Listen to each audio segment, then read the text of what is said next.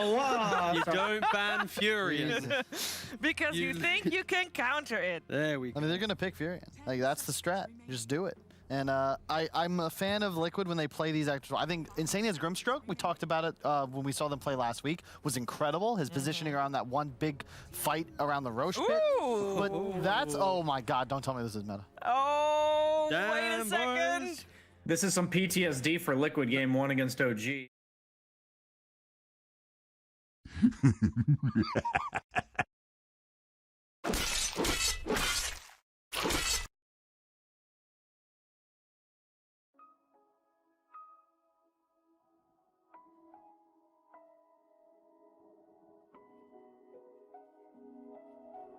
Keeper Light, that is one of their best strategies that FNG stated about in his interview after winning previously. The fact that there now is no Keeper Light, they need something else to play into. I would like to see this Alchemist maybe be the carry, because if you see Grimstroke and Earth Spirit supports, they don't do anything. Loda, obviously still a big influence on the team. He has traditionally always paid a lot of attention to Chinese Dota, where it is mid. I think that's also a possibility. It's quite nice against these early game rotators like Earth Spirit. It's very tough to try and make plays into the Alch mid. You're also kind of protected just because of how much armor and regen you get from the tier 1, which you can often play underneath. Should we just stop? We're speaking very quickly, aren't we? Yeah, because Like, everyone's very, we don't have time, everyone's so Tiga. quick. there's just so much to I know, say. but like, We're running out of time. no, sorry. Oh, okay. wait, we're in the second ban phase, so Yeah. we do Okay, have fine. some time to breathe. I already The hot finished my drink. coffee. That's unfortunate, but So, OD is one of their selected bans. I'm concerned about like the Ursas of the world, the Razors we saw come out, these lane dominating heroes that don't really mind that extra regen and tankiness from Alch when he gets level 6. Whether it's a carry or an offlaner or maybe a mid, he still suffers in the same way. Yeah, I mean, yeah, to be fair, I think it's more shading towards carry or mid because you've just banned out 2 of the counters that are traditionally going to play off lane or mid. yeah. But the key thing here is I think that the play style of, especially when Bo3 played this offlane OD, we see just media hammer rush, that pressure. Alch doesn't like that type of pressure. No. So I think this is very much out carry, unless these bans are like super big brain, which is like, we'll ban for the carry Alch, and then whoa, suddenly it's an offlane I'll Alch. never see that coming. Yeah, I like the bans. The Liquid, they just ban out 3 heroes that are arguably the best at utilizing a free agonim, specifically the so Monkey true. King. Yeah, oh, yeah. Like you have to get rid of Monkey King when you see because I believe that whole strategy is activated just because of how OP Monkey King Ags is. All right, I really want this to be like a big brain draft because Liquid is banning out like the offlane Alch heroes, and then Alliance is banning out the this is an Alch carry bans. Yeah. So it's like if it's just a carry Alch, then Liquid's basically wasted 3 bans in the draft potentially. But they have to cover it because again, the European meta dictates that this is normally. Oh my God, yeah, this is even more like these 2 supports Looking more are like a carry. So sad. Yeah. This is like secure safe lane pick 101 here. You got Undying against Earth Spirit. There's very few options. I wouldn't be surprised if Liquid go for something like the Viper, but that's not really Boxy's playstyle, I would say. I am quickly putting some research into S4's pubs if he's been practicing the offlane Alchemist and using, Dota 2 Pro Tracker, great website by the way. He has, again, like he played it earlier 2 hours ago today, 3 days ago. He has been sporting a little bit of the offlane Alch, so again, And this is a hero, like, keep in mind, like, I love OG and hate him at the same time. But in that TI9 rematch, in the upper bracket finals against PSG LGD, they dropped the first game, and then 2 consecutive games they picked Chen Alchemist, and they won both of them. And it's one of the things about this hero that is, it breaks the game. To quote one of the smartest men to ever grace our Here we esport, go. Ooh. Trolls Cinderin Nelson. Oh dear. Oh, should have seen this coming. If you pick Alchemist, Go on, Carl. it's an Alchemist game. It is an Alchemist It game. changes the status quo. Wow. I think the direct quote is, if there's an Alchemist in the game, I would like to call it an Alchemist Okay. game. You got to say it with the conviction, and the excitement. It's an Alchemist game, Rich. Beautiful. It's unbelievable. So yeah, point is, it means Liquid is now on the back foot. You see Alch Undying, you're a little afraid just because the game might slip out of hand by 15 minutes if you're not careful. Yeah, they need to basically cover themselves right now with like a flex pick because this kind of the volatility of this Alchemist in the draft right now will pick apart like a very static here draft, right? Look at the cough. We need mugs like that. We do need mugs oh like my that. God. It actually looked like a good mug as well. How you know cool how is you that? have those cheap square ones? Yeah, No, that was and you're worried the actually a handle's good gonna one. break if you get it too full of hot. Yeah, that actually looked like a proper mug. And you know what?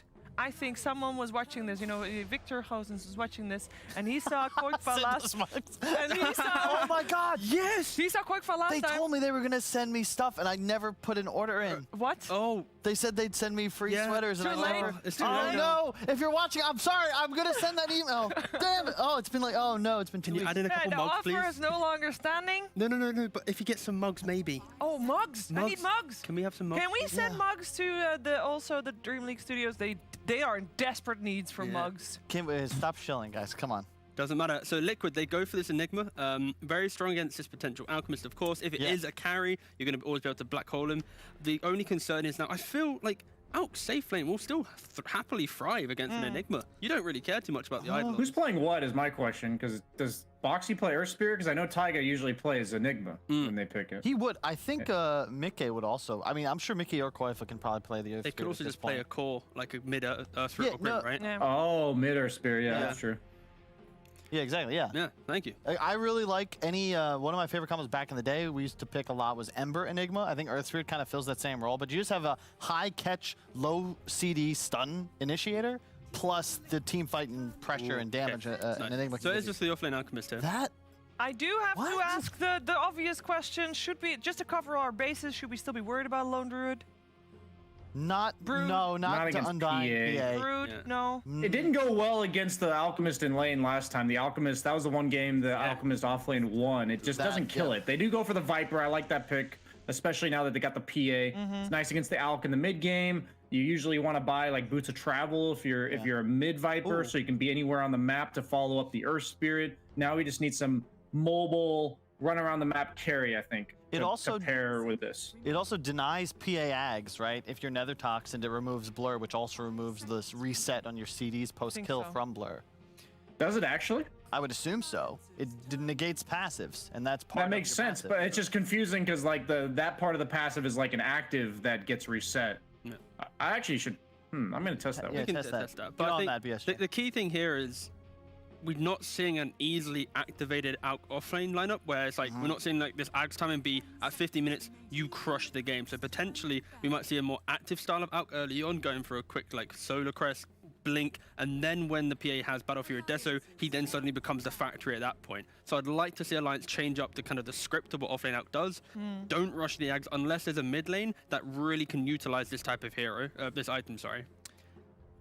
But again, for Liquid, they need to have just some active core to play around the aggression that they have. They have Earth Spirit Viper lanes. That is a very hefty mug. Yeah, and my uh, point was that last time when we saw Koikfa with the team, when we saw them Yeah. play against OG, he had like one of those paper cups and he was playing around like where would he hang the tea bag in order for it to not fall on his face when he was drinking. So that's what Upgrade. yeah, that was Yeah. what I was seeing. Yeah, and two Ags heroes again banned out by Liquid. I do really enjoy that Alliance leave their last pick for this Ags carrier from the Alchemist. In theory, It has like, to be. It has to it gives them freedom to pick whatever the hell they want and also potentially activate it. This There's is the strong. hero Yeah. you were talking about, T-Gov. You pick an Alch and you don't ban the Ursa.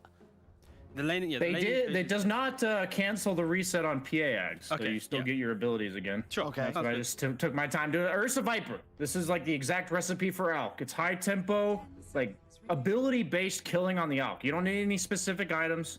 Your heroes alone will bring him down. Even if he gets his ult off, he can't play the sustain farm he wants to play. Ursa's very happy to run at you super early, and they needed a guy that's gonna like lead the charge. Yeah, Earth Spirit can maybe be a follow-up, maybe he can be a scout, but Viper Enigma, relatively stationary cores for the first 10-15 minutes of the game. Can't afford to have 3 of those against Alk, and what's- they don't really have an early way to stop them. What does Limp play Yeah, I was now? gonna ask the same question. It's like all his hero, the Void's banned, DP's banned, Puck's banned.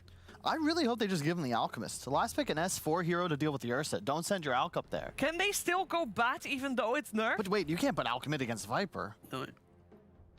that does look pretty damn good. It's not as if you need damage right now, and that gives you the hard catch you need. The key thing with the bat is it's not a melee here. He's playing against mid, so the Quelling Blade advantage that you lose with the lack of napalm damage is not really there. So you would still be able to play out a decent game. So I think bat for sure is a very viable option. The as other long as you're hero not too who's scared. played this league is the Tiny. You can't pick Tiny into Viper. I just want to throw it out there. That's the other There's one. like Razor as well. And they go for Ooh, that's a second Wind Ranger today. And this is a much better win runner pick. If anyone caught the lower division game earlier, it was a block pick, but this game, yeah, right clicks is his best friend, being able to kite out. But the matchup into Ursa is pretty simple. If Ursa ever gets, Battle Fury, Abyssal, MKB, win runner's paper. But before that, win runner can be really obnoxious into the Ursa and really make his life difficult. Yeah, I like both drafts, honestly. I think Liquid's got some beautiful timings to play around, some nice aggression, but Alliance, they just got this kind of X factor of the Alk Windrunner. Windrunner is also a hero that realistically farms so much before coming online. If she gets Maelstrom BKB, gets given an Ags, that's such a scary timing, so much mobility to play around. Yeah, definitely very spooky if they can play it at that tempo that we want them to. BSJ, what do you reckon for this first game? I like the concept of Liquid's draft that they have against the Alk offlane. The idea is that all the net worth is being dumped onto one or two heroes, and they have the 3 perfect cores for just shitting on 1 or 2 guys. And I think that that's going to give them the victory here, because that single target spells from the Ursa and the Viper are effectively hitting the Alk as well, and I'm going to lean towards them for game 1. All right. You agree with that, Kyle? I'm not sure. I think it's going to come down to execution. Like, the boxy Enigma is the hero I'd have to key in on. I think the side lanes, if they go well for Liquid, this gets to be a really easy game for them. But I am concerned for their mid lane. I think Limp might just abuse this matchup. His Wind Ranger is like a pocket pick. He doesn't play it often, but in a game like this, it's so good against effectively the entire enemy lineup. Yeah. Question is, Alliance, when they make stacks, who on Liquid can really contest them with, and steal them, and that might enable the Alchemist and stuff. So again, really close games, all down to I think Liquid early on to dictate the pace. They got the counters.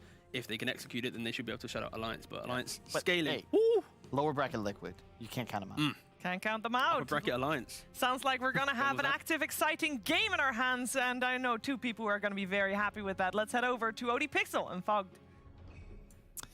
Indeed, Chief. Yes, game 1 of Alliance versus Liquid. Fogged, we're having 2 very exciting drafts coming out here. We've heard from the panel. What about your opinion? Who do you think sort of come out with the better strat, or are we going to have quite a close one on our hands here?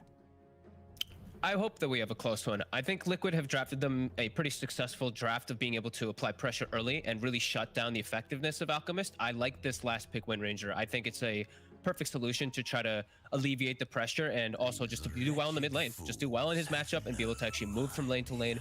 And, he should be able to enable his team. That's the non-greedy pick where he's the one that has to make the space for the PA with that Alchemist as well, too. And I like what T said, that Aghanims giveaway to Wind Ranger, at that mid-game mark, it goes absolutely crazy. Like, it's your 3rd item. You usually don't really want to build it. You get that BKB instead, and you just go crazy. You're a mobility monster.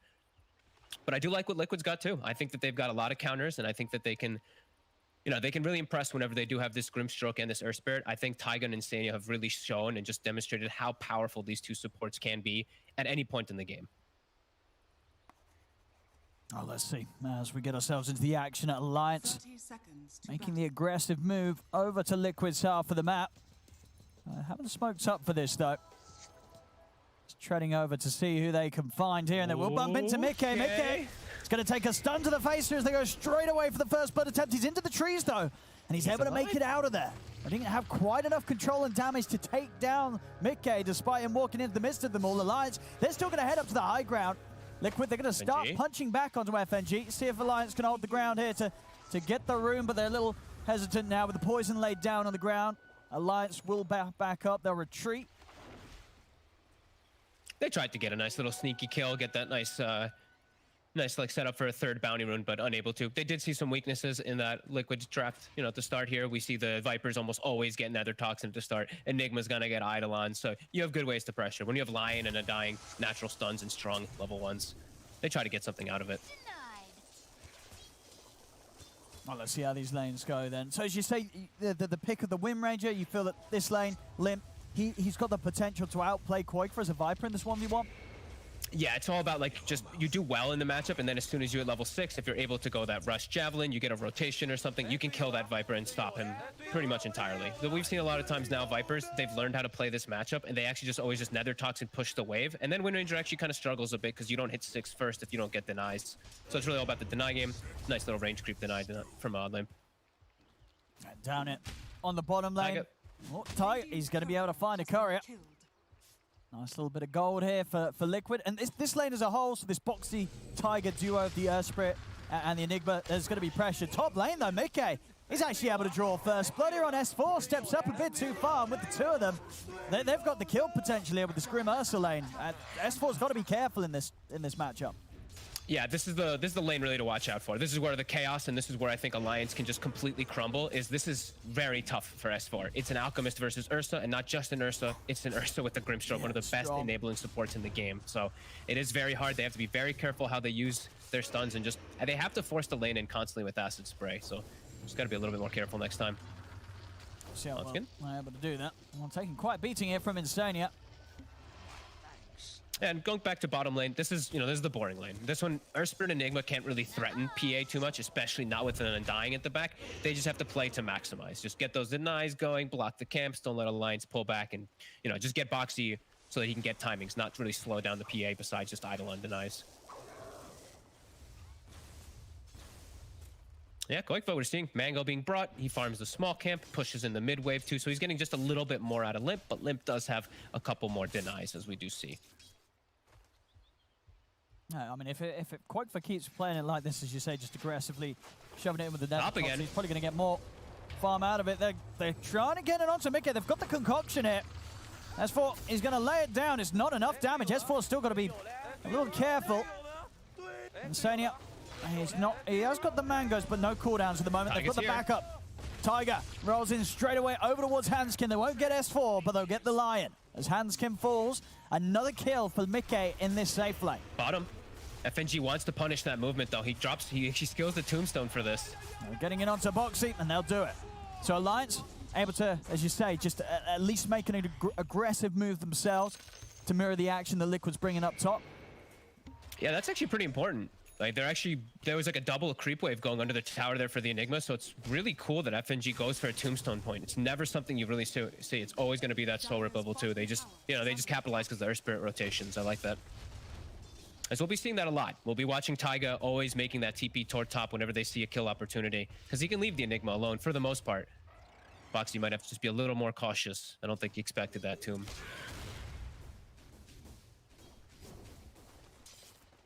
Yeah, we're seeing him not get quite as much as Nico Baby is down on that bottom lane. His farm, in comparison to Mickey, of course, a little slower. Top lane, Mickey. S4 just taking so much damage each time that he gets in range of this Ursa. A very spooky lane for him to be in. He's completely out of mana too, so he doesn't have a concoction to slow things down. As Hanskin has to go check runes, he will be able to find a nice arcane rune for Limp.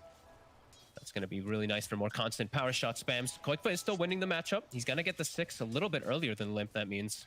It's a little bit harder for Limp to set up for a kill, unless he gets a rotation. And seeing Nico Baby again this time around. It's 2 times now I've seen where he's given mostly free farm, and he goes for Orb of Corrosion rather than just rushing for like Tread's Battle Fury. Okay. He's actually going to be going phase boots as well, so it's a little bit of a difference. Nice top. Hanskin. I've got the setup again. It's a lane that they're giving quite a lot to Mickey in. You know, Mickey pretty much free farming as the Ursa, and he's got 3 kills to his name here before the 5-minute mark in that safe lane. Bottom. They try and poke it onto Boxy, but this time Tiger, he's there by Boxy's side. And if anything, Nico Baby and FNG have to be kind of careful how aggressive they get into all of these Eidolons.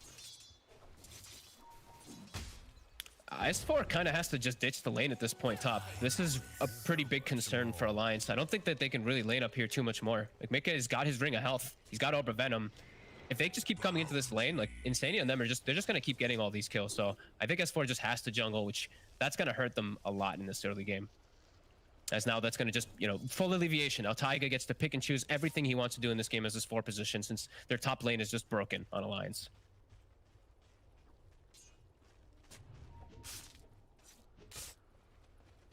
I'm interested to see, as you say, sort of after the orbital corrosion in the face, which route Nico Baby wants to go. If he does still want to go for the Battle Fury, if he wants to go for sort of that full fight. We have seen him before. He's one of the PA players that does still like to go the route of just the straight deso and get involved with the team. And I guess that wouldn't fare too bad here, right? Because you've got a fantastic roster to fight around with. When you look at the other heroes of Alliance, they want to get involved in that early action, and it could be, you know, used in a way to punish Mickey going for that Battle Fury build-up and maybe find an opening against Liquid's lineup.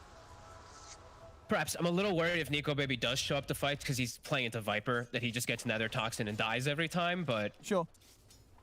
We'll see which one he does opt to go for. I mean, Mickey is just fully enabled, so he's going to have this timing quite a bit better. And as we know, Liquid, they love their stacks. They're going to have those stacks at the ready for this Ursa very early on. Yeah. So we see top S4 now starting to be able to get a little bit of farm here under the tower. Yeah, he's got his bottle. Rotation is starting to come from Koikfa. It's spotted, though. This ward inside the river. Both wards actually pretty much on top of each other. They will see Koikfa making the move up. I mean, Insania. They're trying to get a little aggressive onto Insania, but as you say, they're aware of what's going on. Bottom lane, Boxy gets jumped upon, immediately out with the TP.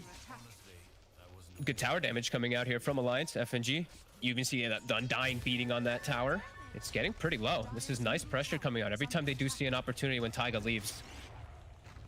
Are seeing Alliance capitalizing on this. As the tower is gonna get put into deny range any second now. I sit there able to stick around for the last hit. Oh, look, Limp's actually making the connection over. This could be a really nice rotation. Yeah, Tiger is going to try and make the jump forward here. At the same time, though, Nico Baby goes straight onto Boxy. Boxy sniped out by the power shot from Limp. They'll lose FNG, but this should be a cleanup for Alliance as Limp finds the setup onto Tiger. They clean up both kills. A tower and both heroes dead on the bottom lane. Alliance really getting that pressure into play down here. Really, yeah, really nice play by Limp. And I love that FNG went for this. You know, a lot of times people would just default and go for, you know, your Soul Rip level 2 and stuff like that. These two moves that they made when they saw Taiga move out were so impactful. They've completely shut down the Enigma in this early start here. And now just, I mean, taking the offlane tower, that doesn't happen so much anymore. It used to be a big thing that we used to do in the past, but they're able to get it this early on. That's going to give a lot of freedom for Nico Baby because he also has ward coverage. You know, they did put down the double wards to protect him, so this is some good stuff from Alliance here early on. Yeah, they already got sort of the, as you say, good vision starting to step into that triangle. And with having both of those tier 1s taken as early there as they have done, they've got a lot of routes for access to try and find the setups. At the same time, though, Liquid, they're coming off the back of their own smoke. Tiger moving Quakefor into position. Quakefor went for the brown boots, rush into Rod of Atos, so he has got good setup and control. Bottom lane, Boxy getting poked upon, but they're going to see Quakefor. They're going to make sure they get their cores out of it. FNG is going to get kicked up to the cliff. He'll be left behind, but at least Nico Baby will be able to have the information to get himself out of it and not stick around. Same time, in the mid lane, Insania was trying to pick up some levels. Limp, he's able to go for the solo kill, and in fact, bottom, Nico Baby actually finds the option to get back in onto Boxy. As Liquid start to break back up and split up to their respective lanes, Boxy's left alone, and Nico Baby, he leaves no hesitation there as he jumps for that opportunity. And his orbital corrosion and phase boots, they pay off for him to get those type of solo kills. Absolutely. So it ends up working out for him right there. Taiga, we see him get a nice D ward. And we are seeing Limp. He's got this, you know, he's got this good timing here now. After he gets that solo kill on Insania, he's got his Javelin. He's got Fairy's Trinket too, which is going to work really well with it. And he can actually set up for some nice focus fire kills. Mickey is that big monster, though, that they're going to have to deal with at some point, as he is the top of the net worth. And we're imagining, you know, Insania is going to start getting those stacks ready. We already see 3 double stacks inside their triangle, their defensive triangle. Yeah, so far, there's every reason to believe that Mickey, he's going to get this Battle Fury in good timing, and that item after it's going to come out seemingly just moments after, with the way that Liquid have managed to set up their half of the map. We'll see what Alliance is able to do about that. Bottom lane, Tiger trying to chase down Hanskin. They're bringing in Quakefor again off the back of another smoke. See if he's going to have the setup. He should do here. Hanskin's been found. Quakefor with the rotation gets himself the kill. I like that he's went for the Atos build too this game. Double mobility cores that can get really punished by that. The Wind Ranger as well as the PA. So it's going to work really nice for his Nether Toxin. And Boxy gets some space now since they will be able to kill the Lion. He's able to put pressure on bottom. And he's been slowed down a lot. So his book is going to come out much later than usual. We've seen S4 now come out a decent margin ahead of that Enigma. And he's already queued up he's already got the Ags queued up. So more than likely going to go for Wind Ranger at the start, and then it's going to be there for Nico Baby too. So I think so. Always going to have those nice cores to be able to amp up with it. but that means he's going to be naked. You know, this is going to be a full naked Alchemist. Sure, he's essentially what a free kill for Quakefer or Mickey if they find him in the action. Yeah, which he probably would be in the most part this game anyway. You know, Brian was talking about how there's certain heroes that it doesn't really matter what items those heroes have. They'll just kill you based off their innate skill. You know, Ursa is absolutely one of those. Ursa skipped it with that Viper versus Alk. So, yeah, S4's game, they'll be tough, but he's just going to be this glorified kind of support to buff up his allies. Yeah, and so I think, you know, all things said and done, only dying the once in that top lane, you know, that's kind of as good as you can ask for in the setup that he was given against the Ursa Grimm. Absolutely, especially with like an Earth Spirit who had the potential of him, like if he like dies once or twice afterwards, like Earth Spirit's just gonna thrive, and yeah, so it's good shit. It's good shit from Alliance from the start. Dire's top tower is under attack. Let's see. As Limp, 500 gold off the Maelstrom. Tiger coming in the roll. Is he going to be able to get both those stacks there? He is perfectly done. I mean, as you say, look at the jungle. They must spend many hours just sort of stacking because they really do have it down to perfection. And at a level that we just don't see any other team really just hit the numbers. You know, you look at the squad, sure, people are stacking, but somehow Liquid, they just take it to another level. Every game, these every players had years of experience practicing in Han. You know, that's all you did in Han was just stack camps, and they've brought it here. Wait, what do you mean? Was that literally, what was the difference? It was a huge meta in Han always for stacking. You could stack infinitely for a long time, so. I mean, yeah, there's definitely some truth to that. As you say, yeah, you know, we know the background of a lot of Liquid's players. And hey, it works. Yeah, it absolutely does. And they're able to, you know, slow down a little bit of this game. Don't think Alliance minds a slowed down draft by any means, with this Alchemist able to get space to farm these Ags as he's halfway towards the first one. And Nico Baby is farming unpressured, as they did get those towers so early on. And now Liquid. Oh, in the river. Tiger gets set up on. See if they've got this. They don't land the shackle shot, but hey, there they have it here with Hansken dropping the finger down. Very nicely baited there, just waiting for him to jump in. Yeah, PA and Alchemist sitting back hitting jungle. Have to feel pretty good if you're Alliance, but there's that timing. Here we go. First the Battle Fury, and look at these stacks. Oh boy, here we go. Decently faster than the average from Mickey. And it's actually really important to point out too, I want to say like 90% of the times when I see Ursas, they have the 404 build or 414. He's got 1 point in the Earth Shock, so he has max overpower. Yeah, so he's fight ready as well. It's pretty cool. He's going to get a lot out of this, and to make sure that he's going to be, as you say, incredibly fight ready. He'll be getting that BKB straight up after the Battle Fury. See down bottom, Tiger. He's looking for the lead in onto FNG. They'll be able to find it. Limp is here with a wraparound, though. Boxy trying to step over, but with the reveal of Wind Ranger in this area, Liquid, they don't want to try and push in any further.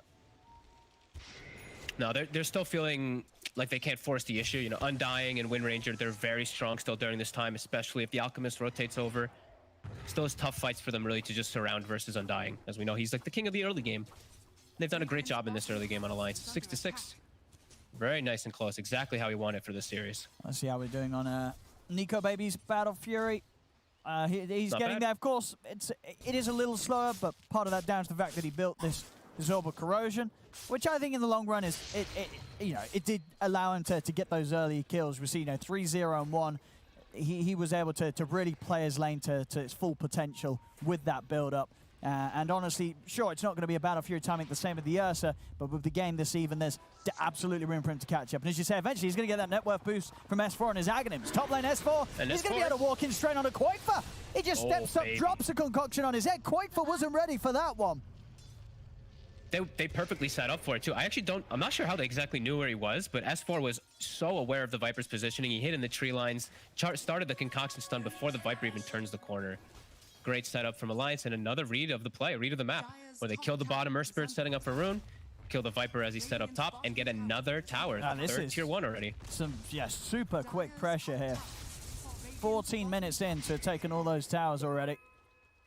And S4 just gets to go back to his triangle, farm his stacks. He's got an Ags in a second, 500 already. Okay. 500 off from it. And you'd say, well, absolutely, first one going to Limp. Give it a Limp. Limp can literally be, he's so mobile that Viper can't match the mobility.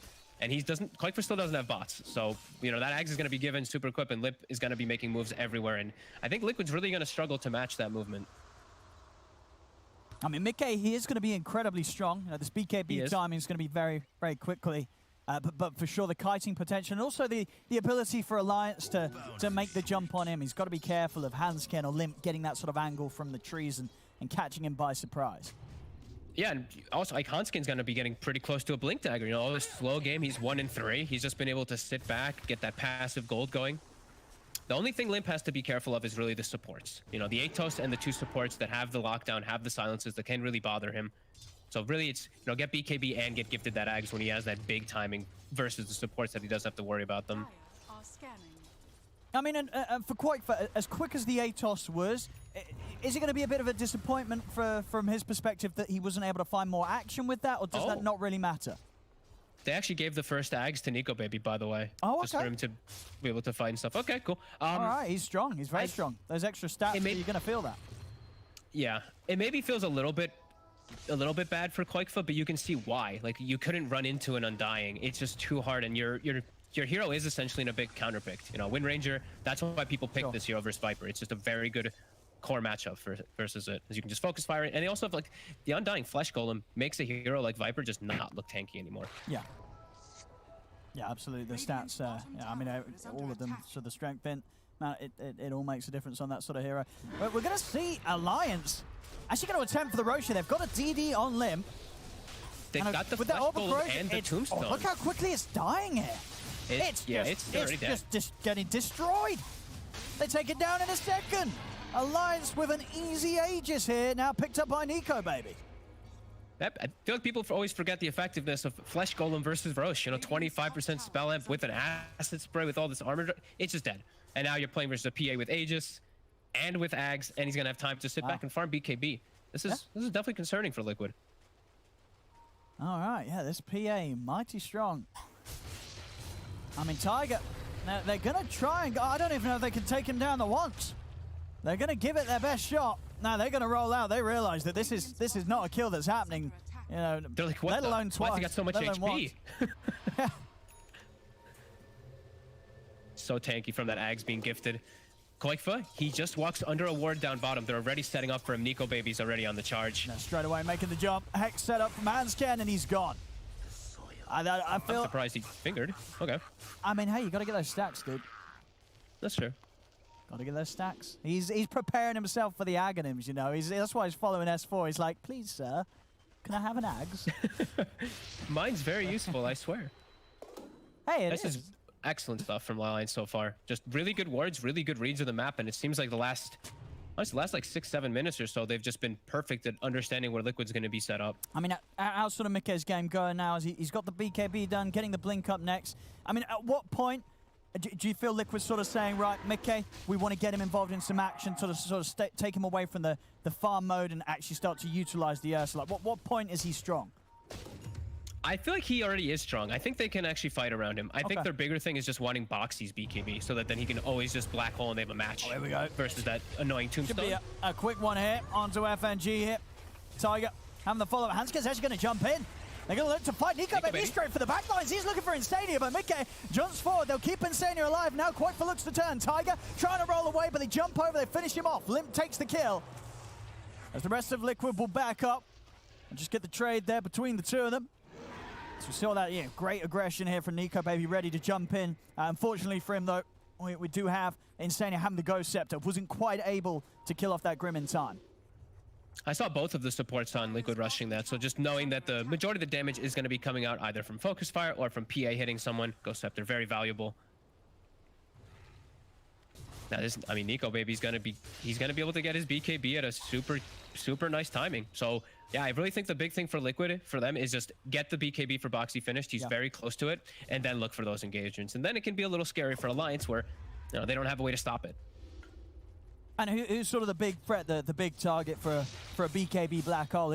Would you say it's Nico Baby or Limp? It's Nico Baby. It's Nico Baby. Oh yeah, Limp can get addressed by the supports. That's the thing. Like he's about to have BKB, so that'll make it a little bit easier for him. But the supports can deal with him if they do get the connection of spells. Actually, Koikfa even buying a Ghost Scepter too. Just really seeing that it's mostly physical damage on Alliance. Getting ready for the E-Blade setup, and now Taiga's hunting. He sees the acid spray, but S4. And does this sort of surprise you? Now, S4 not going for another axe. He's going to start building for himself now. He's queuing up the blink next. Okay. I mean, it is a very, what it feels like a very carry meta, so just giving it to the carry first and then just having follow-up. Limp, Sure. good luck. You're on your own. No axe for you. I mean, he'll give it to him. He'll get it eventually on Limp, right? So you don't want to be fully naked on the Alchemist. Sure. Blink is always a nice pickup for follow-up for stuns and control. I guess very nice as well. Against some sort of the setup as well. You see an Earth Spirit coming in, you see that Rod of Atos projection coming at you, you're going to get the chance to react. Yeah, and he can get on the back line too. He can follow up with the PA, and then it's like, okay, PA's killing everyone, and then there's an acid spray on top of him, right? Like, just because the Alchemist can get to that point. Wow. As Nico Baby, DD, and they both have BKBs. Yeah, he's pretty scary. McKay, straight into the trees. He senses something's up. He is right out of there underneath the tower. Unlikely Alliance is going to be able to reach him as deep as he's keeping himself. So, good read from Liquid here, making sure not to lose anyone to this last minute of Aegis and that DD in a bottle that Nico Baby has right now. Maybe losing Taiga. Power shot won't quite connect. He'll be able to roll away. But might stay down here to continue the push. Let's see what Taiga looks to do.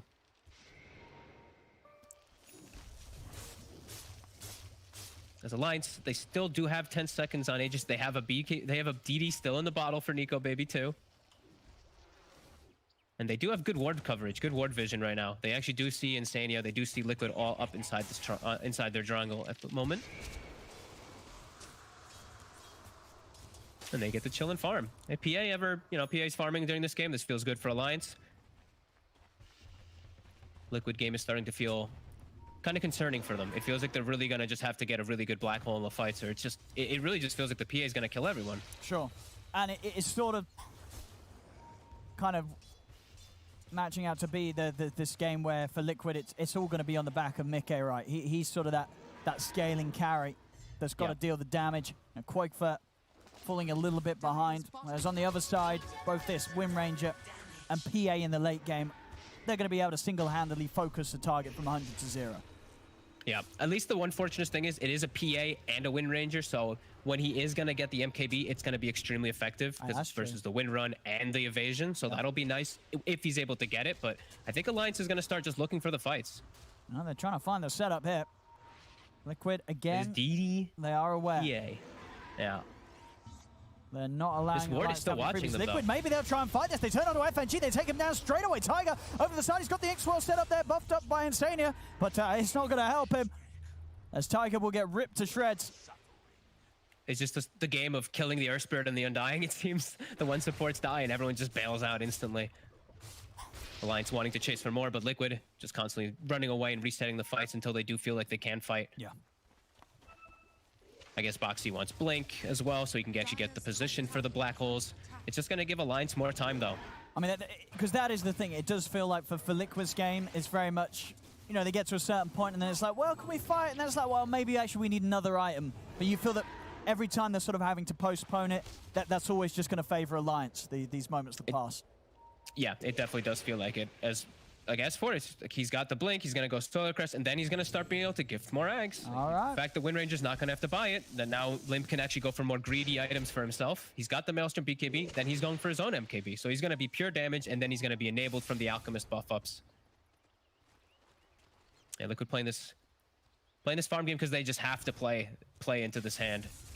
But it doesn't feel like it favors them. As now Basher's done. And the next item will probably be Abyssal, and then they do have a way to deal with BKB Black Hole as well. Haste. 10 to 8.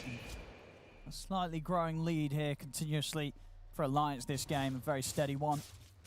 4K lead. Nico Baby now level 18.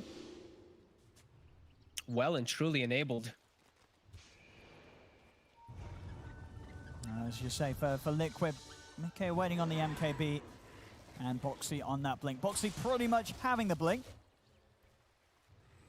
So they will have that solid jump, and that, of course the Aegis is gone. So if the fight comes to Liquid, they could look to fight with the Blink BKB. They don't really want to go searching for it, but they have the option to be able to. They ideally want to wait for the MKB, but like I said, if it does come, then they will be able to maybe get a setup if Boxy's able to find the good one. They're actually going to go for the smoke, so let's see what they can find. Maybe they can catch Alliance off guard. Radiant are scanning. This should be As Alliance. Dire's middle tower is under as attack. good as opportunity as any to get that blink black hole off. Are they going to get all 4 bounties with an Alchemist? They are. S4 just walks in, so now they're aware that Liquid is definitely smoked making some move. As yeah, they get 4 bounties with an Alchemist lineup. That's kind of the dream. We're going to see that net worth really swing up quickly. And Solar Crest is done, so PA even stronger now. I see Limp's silently looking at S4's quick buy and hoping. He's actually got the execute up himself. He's trying to subtly send a message to S4. He's like, please. Please. And we'll see. As into the pit they go, Alliance. They're going to go for this. As we said, though, Liquid, they've got that jump. Can they find the opportunity? Can they get that angle, though, from Boxy? They're going to try for it. Tiger's going to try and start off the action. BKB's popped by Nico Babies. He turns straight away. They're looking to find the easy kills. He jumps over towards Mickey, forcing Mickey to head off to the side. BKB. The shackle's down. He's caught Tiger. Boxy's going to jump in. He gets the black hole onto the 2 of them. Do they have the follow-up damage, though? S4, he's still looking pretty healthy. FNG is still alive as well. He can't kill him in time as Nico Baby turns, crits down Boxy. Over towards Mickey. They go. Mickey pops the BKB. He's able to tear down S4. But the rest of Liquid, they've got to run because Limp, he's on the chase. He's over to Quake, but they've picked up a 4th as it's only Insania left alive. As Alliance, they'll continue to run him down. As Liquid, they just can't find the fight there. Alliance were more than prepared. As it really seems that with every moment, Liquid just slipping further and further away from any opportunity they see that they really had this game to fight against Alliance. Alliance are getting so far ahead now off the back of that fight and what will now be another Roshan. They made that fight look kind of easy. Liquid was trying at any type of avenues to approach this. Mickey kills the tombstone instantly, which feels like it's super impactful, but then he's kited away from the BKB of Nico Baby. The hole comes out, but there's no follow-up. They're all controlled during it. It's just a black hole with nothing else. Maybe just a stroke of fate from Insania, but Insania also, he can't get into the midst of the action. He has to play up on this sideline. And yeah, they can't actually take the fight at all when they're all kited like that. No, just excellent moves there from Alliance. It does just seem that this game, Alliance they know the path to victory and that they haven't strayed from it at all so far.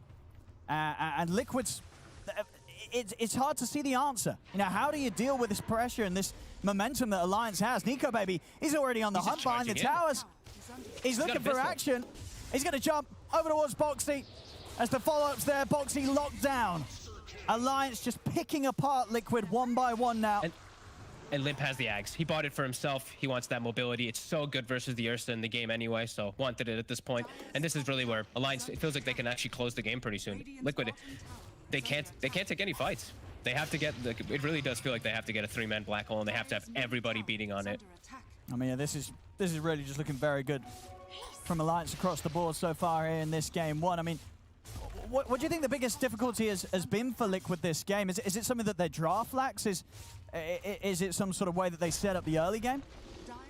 I think Alliance just played the early game perfectly, honestly. I think FNG, like, skilling the tombstone at level 2, killing Boxy, shutting him down effectively twice, taking his tower, taking mid tower. It feels like everything really just went so perfectly for them because of just a couple rotations that didn't work from Liquid. Nico Baby, again, just on the hunt behind his tier 2s. He's over towards Mickey. Mickey's got to put the BKB in the enrage and get out. As Tiger's coming, Nico Baby, he's hunting over. Tiger up to the high ground. He is away. Alliance, they'll hold themselves back. They don't want to try diving high ground quite yet. Just this threat. I think that this Undying pick really answered so many things that Liquid wanted to have. Like, they wanted to be able to fight into this Alchemist early on, and then Undying comes, and it's just like, we actually can't fight early because of this pick. And I think Alliance has just played perfectly around it. As they've read pretty much all the moves from Liquid, like even setting up for little cheeky plays like around runes, like the Arcane rune where they set up on bottom. It's really just been heads-up plays from Alliance throughout this entire game. One of these games so far where the carry in the mid, flawless stuff. Nico Baby and Limp both yet to die in this game. It's a really good last pick Wind Ranger game. I know they were mentioning how earlier today it was versus like Willow and a couple other like straight counter ones. Limp has done an excellent job from start to finish in this game, and now onto the high ground. Still with a lot of time. Oh, he's in! Oh, he's diving tier 4s! Goodbye, Boxy. As Hanskin lays down another finger here to get the job done. Radiant's top tower is under attack. They can't do anything. They really can't. Like, Mickey, he needs MKB to be able to hit the PA. He can't just rely on the break mechanics. I mean, so he's going to try to finish that one. I think he's going for a rapier. I think he needs to. I don't know if MKB is going to cut it. This game is looking pretty rough here for Liquid. And that might just be an understatement of how well Alliance is playing against them. Jump over towards Tiger. It's just another kill. It just doesn't stop these kills here from Liquid, from Alliance. 18-9, 16k lead here, 30 minutes in. Taking the mid-racks. Mickey will spend up, he'll buy the MKB, just wanting to have something to try and fight Alliance with. But you're going to be fighting into an aggressive move here from Alliance where they still have the Aegis for a minute and a half. They still have the cheese on Nico Baby. Nico Baby just takes the armor corruption. He doesn't even take the blur evasion talent. Doesn't need how it. quick everything is snowballing. He doesn't need it. That's Mickey. Mickey. See if he can take him down the once. Concoction out onto Mickey. They will manage to bring down Nico Baby the first time. Boxy's going to come up with a follow-up black hole, locking them down. Have they got enough damage to take him down a second time? He's still alive. He's able to turn, jumps over towards Boxy. Nico Baby's able to survive through it all. The Hex comes out from Hanskin, kiting up Mickey. Shackle shot down to the two of them. Nico Baby, he's thinking about getting back in. He's eyeing them up here with the dagger. Straight back over to Mickey. As that's Mickey down and out. He's spent up fully for that MKB. He's out of the game for 70 seconds. They try their best there with a black hole to catch Nico Baby on the respawn, but they just couldn't kill him the second time. I think he may have been able to get him if he black holed perfectly, but he actually black holed a bit early. The Aegis came up and Nico Baby was like a fraction of life and he gets the cheese off because of that. I think if they timed it perfect, maybe they get the kill. Not sure if it would end up winning the fight for them, but a small thing can matter in these type of games as Alliance clean up the racks and they're going to be able to back away and maybe even go for more as Limp's already pushing bottom. Yeah, they're ready to continue to close this one up. Alliance, Nico Baby picking up a nullifier. Got a full Daedalus done on Limp. Dire's bottom tower. They're going to have one final hold here, Liquid, but with no black hole.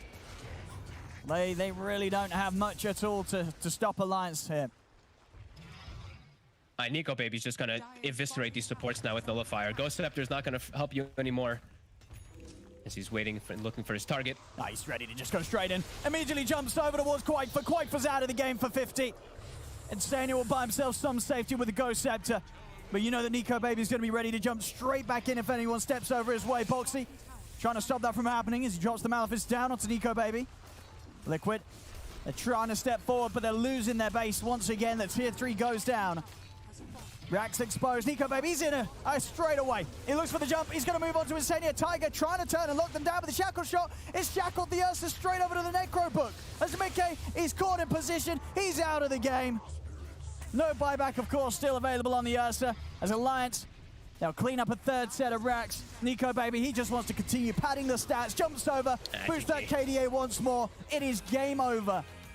And in a game where it was sort of a very sort of slow and steady win from Alliance, but a very sure one as well, as there was pretty much no point of this game where it felt that Liquid were going to have a shot at turning this one around.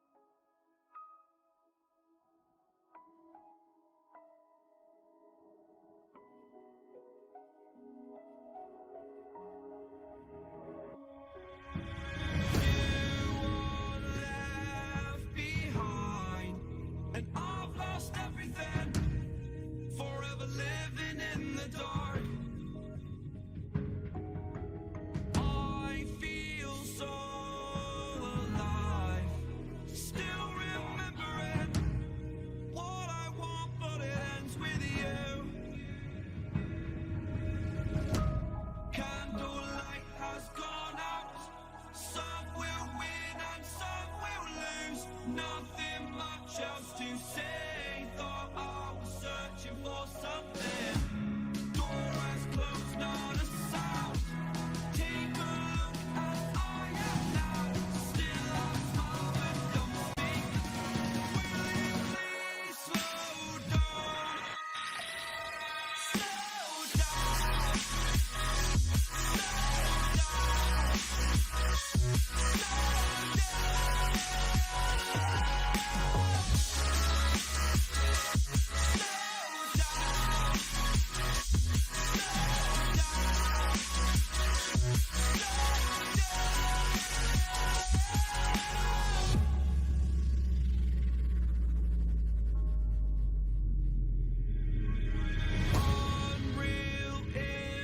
intertwined, and you're not listening.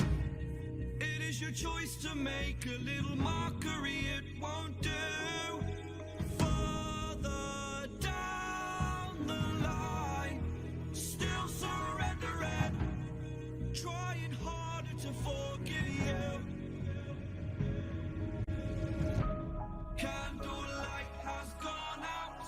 Some will win and some will lose. Nothing much else to say. Thought I was searching for something. Door has closed, not a sound. Take a look as I am now. Still I'll smile but don't speak. Will you please slow down?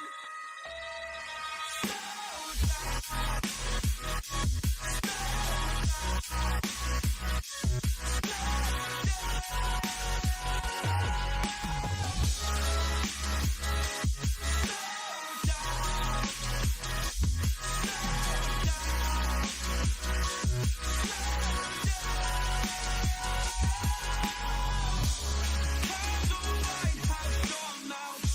Some will win and some will lose. Nothing much else to say. Thought I was searching for something. Door is closed, not a sound. Take a look as I am now. Still a smile but don't speak. Will you please slow down? Slow down. Slow down. Slow down. Seeing monsters out your window. No, you can't sleep, you pretend though. You don't have to play the hero. Cause I got you like you got me. When the earth shakes, when the bombs scream. Until our last breath, every heartbeat.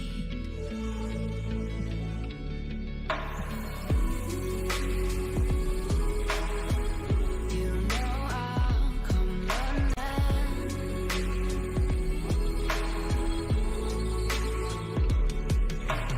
You go to war, then I'm going with you.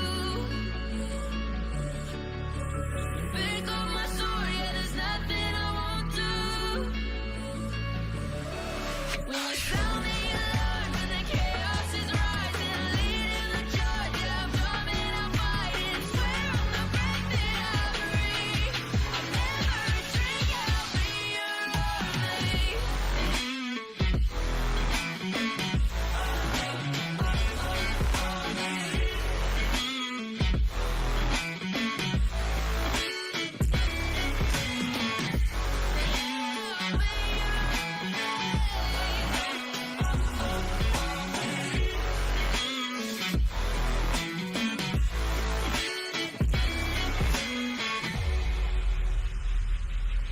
When your nightmares turn to real life and the ground's filled up with landmines, we will face it, standing side by side. You know I'll come running when you need. I'm coming. You know I'll come running. You go to war, then I'm going with you. Pick up my sword, yeah, there's nothing I won't do. When you sound the alarm and the chaos is rising, leading the charge, yeah, I'm coming, I'm fighting. Swear on the breath that I breathe, I'll never retreat, yeah, I'll be your army.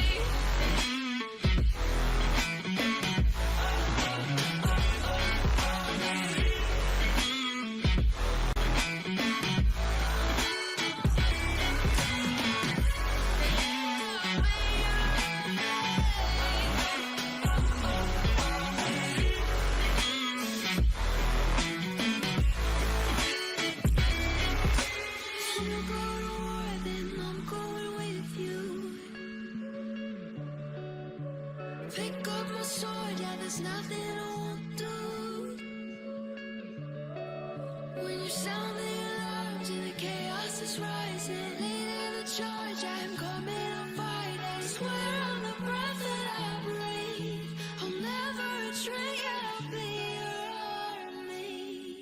Took a swing at a wrecking ball and I prayed for my downfall, and I found a way to reconcile, 'cause in my heart it's not worthwhile. It's a bloody battlefield where some go down, others heal. In the end it's all the same. All you can do is play the game. Oh, do we say goodbye? Refuse to question why. I'm sad to say I'm sorry, so lie. Pretend that you're okay. Swear that you will stay. Keep trying for one day. I'm sick of all these lies. Don't care if I capsize. There's nothing left for me to hide. Don't wanna live a lie. Too many lows, too many highs. Too many things to criticize. And so I leave it all behind. Don't wanna live a lie.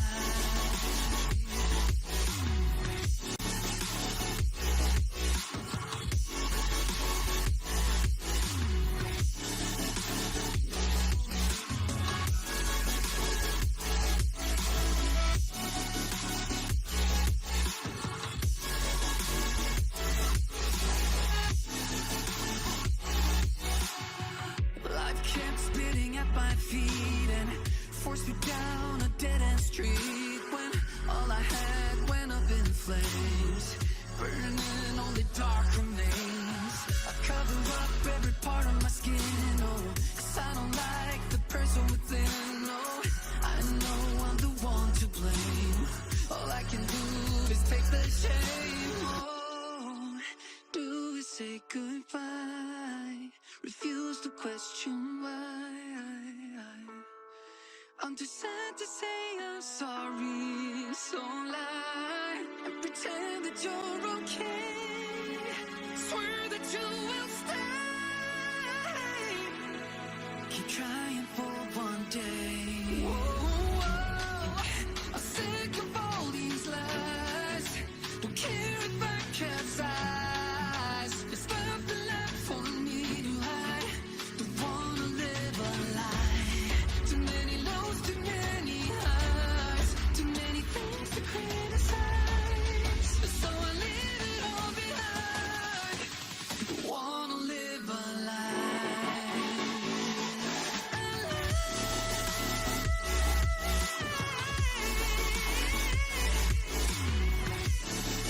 I don't wanna live a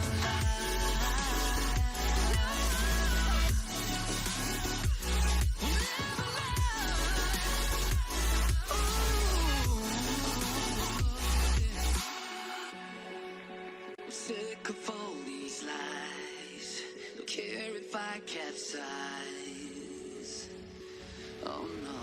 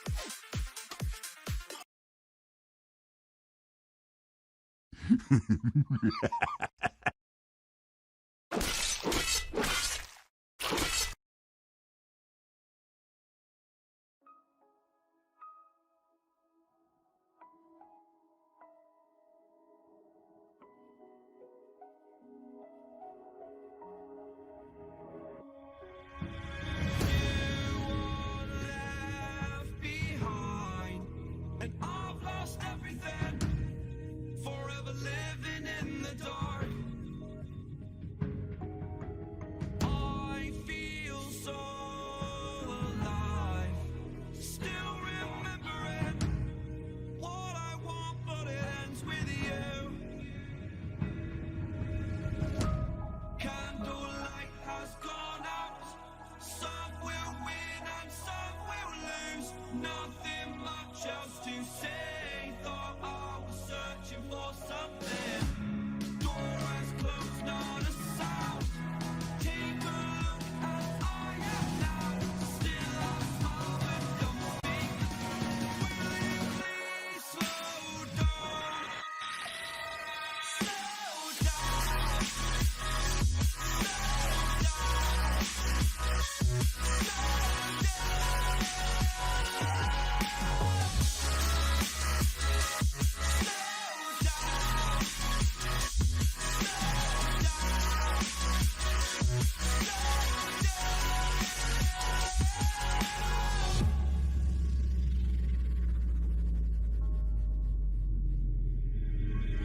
Unreal intertwined, and you're not listening.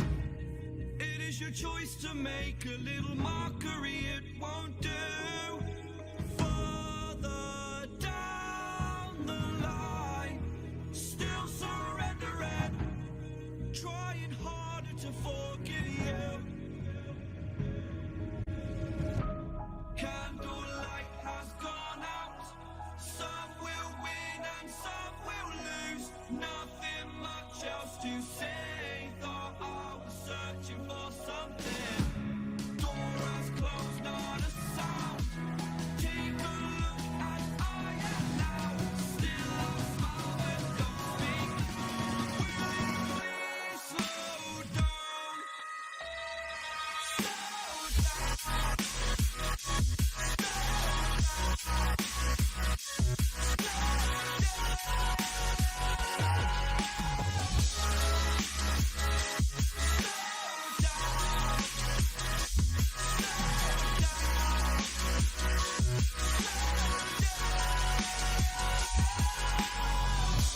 Candlelight has gone out. Some will win and some will lose.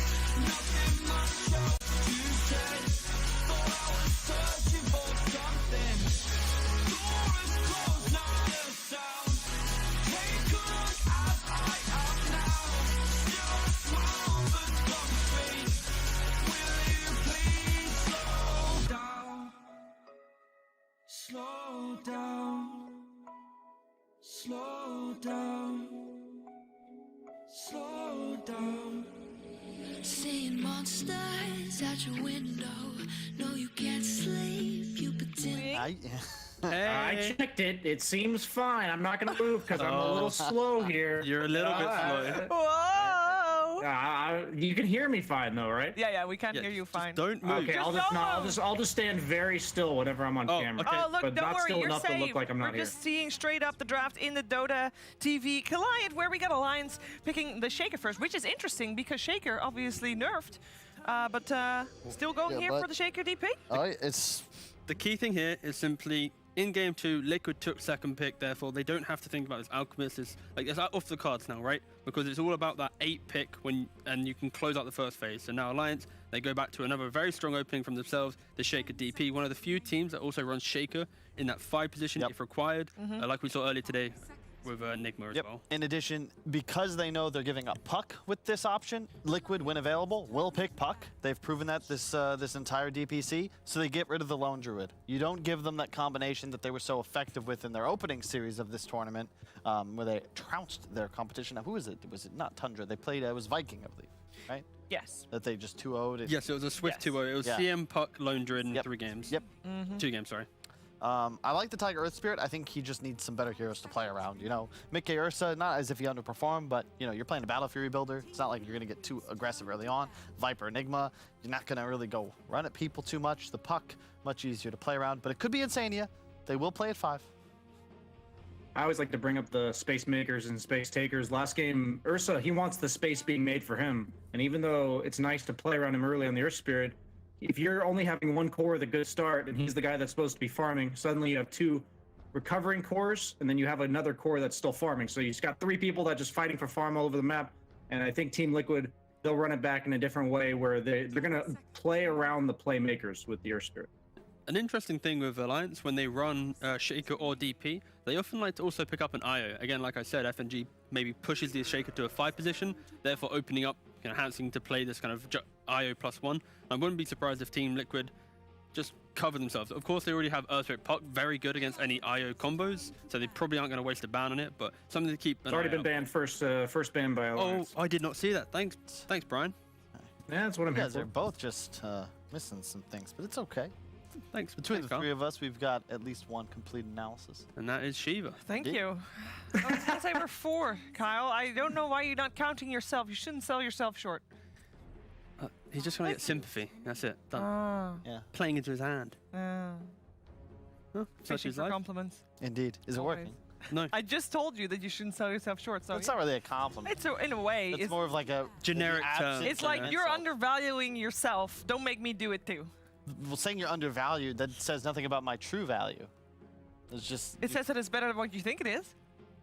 well, But what if he thinks it's really low? yeah. Well, then it's still higher than what he thinks it is, so it's still a compliment. 10 seconds remaining. I'm not really buying what you're selling, but we'll move on. I appreciate the thought.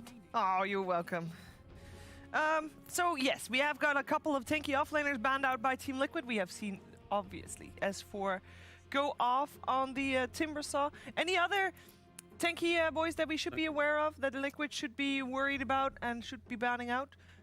I think the interesting thing, sorry, is just the fact that Alliance's second phase bans are somewhat aligned to also in Game 1. Yeah. Like, they're picking different heroes to open, but they're still banning out, like, the philosophies of getting through that second phase. You know, we don't want to have this annoying OD flex, the Bloodseeker flex, and that's what, especially now that Liquid has to show something, it's why Alliance are putting these... Team, we still have Beastmaster in the pool.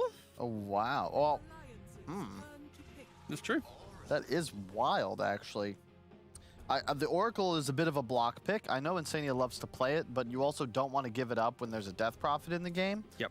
In addition, I am a bit befuddled. Consider the bans. Tidehunter, Timbersaw, both gone, and there's a Beastmaster in the pool. Yeah. Oracle, in theory, is nice or poor because you don't do much to the push and the minions, but you can remove the Roar, which is interesting, but it's still a real big threat from Alliance here. But not the best laner with Shaker, so perhaps why they... Yeah, I was gonna say the Shaker Beastmaster duo is not all that great. Usually you want like a Shadow Shaman or some range hero to capitalize on the board slow. The last time they had the Shaker at position 5, they went for the Mars. At the time before that, they did go for the Beastmaster when they were playing against OG. They won that game, but lost that was that game. mostly no flame, but mid one did feed, I think, 4 times on Ember Spirit. S4 had a Necro 3 at like 12 minutes and pretty much won the game single-handedly. That's fair. It was mid one, right? Or was it Topston on the Ember in that game? I think that was a No. mid one. I think it was mid one. For Alliance here, they need to basically understand what this Earthshaker is doing, because they can just pick, for example, a strong... Like, you could also look at, like, casual PA here, for example. Okay, they go for the Fury. Oh, It's time. you are playing against the Lions. Lions. You don't... Not ban Prophet because, okay, I'm not going to do it. It's too much. But that is the the gist of it is because you think you can counter it. Do they Correct. think they can counter it?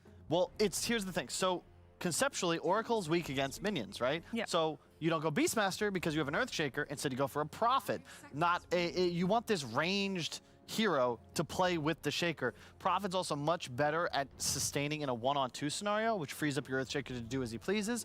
Plus, it is Alliance. This is the Furion. think it's a so flex good value. against the support well. Question, they have only played Nature's Prophet on position 5 so Yeah, I far. would say the- Same for Shaker. Yeah, it's like, if they want to run the Fury in 5, they can, but it can still be 3. This is where this casual Fury in here, it plays well into both lanes.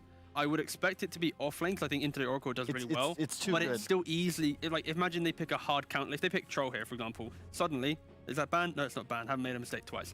Suddenly that Fury is now a 5. You pick an off lane sure. to deal with Troll. I agree. I just think that it's so good as a 3 at the moment. They would have to require Liquid to pick some real strong anti-Furion cores, just because the Orchid also kind of forces the Puck into a Yule's build. And you no longer have that flexibility from Liquid where Puck could be Insania's hero because you've already committed to Oracle, yes. This is also the issue where they've already played Puck into DP, so you need to have that thing. But Oh, instead, this is the Viking draft. I don't know if that's a I good like this sign. pick. no, this is a Liquid draft. Let's not, let's not. Brian likes it.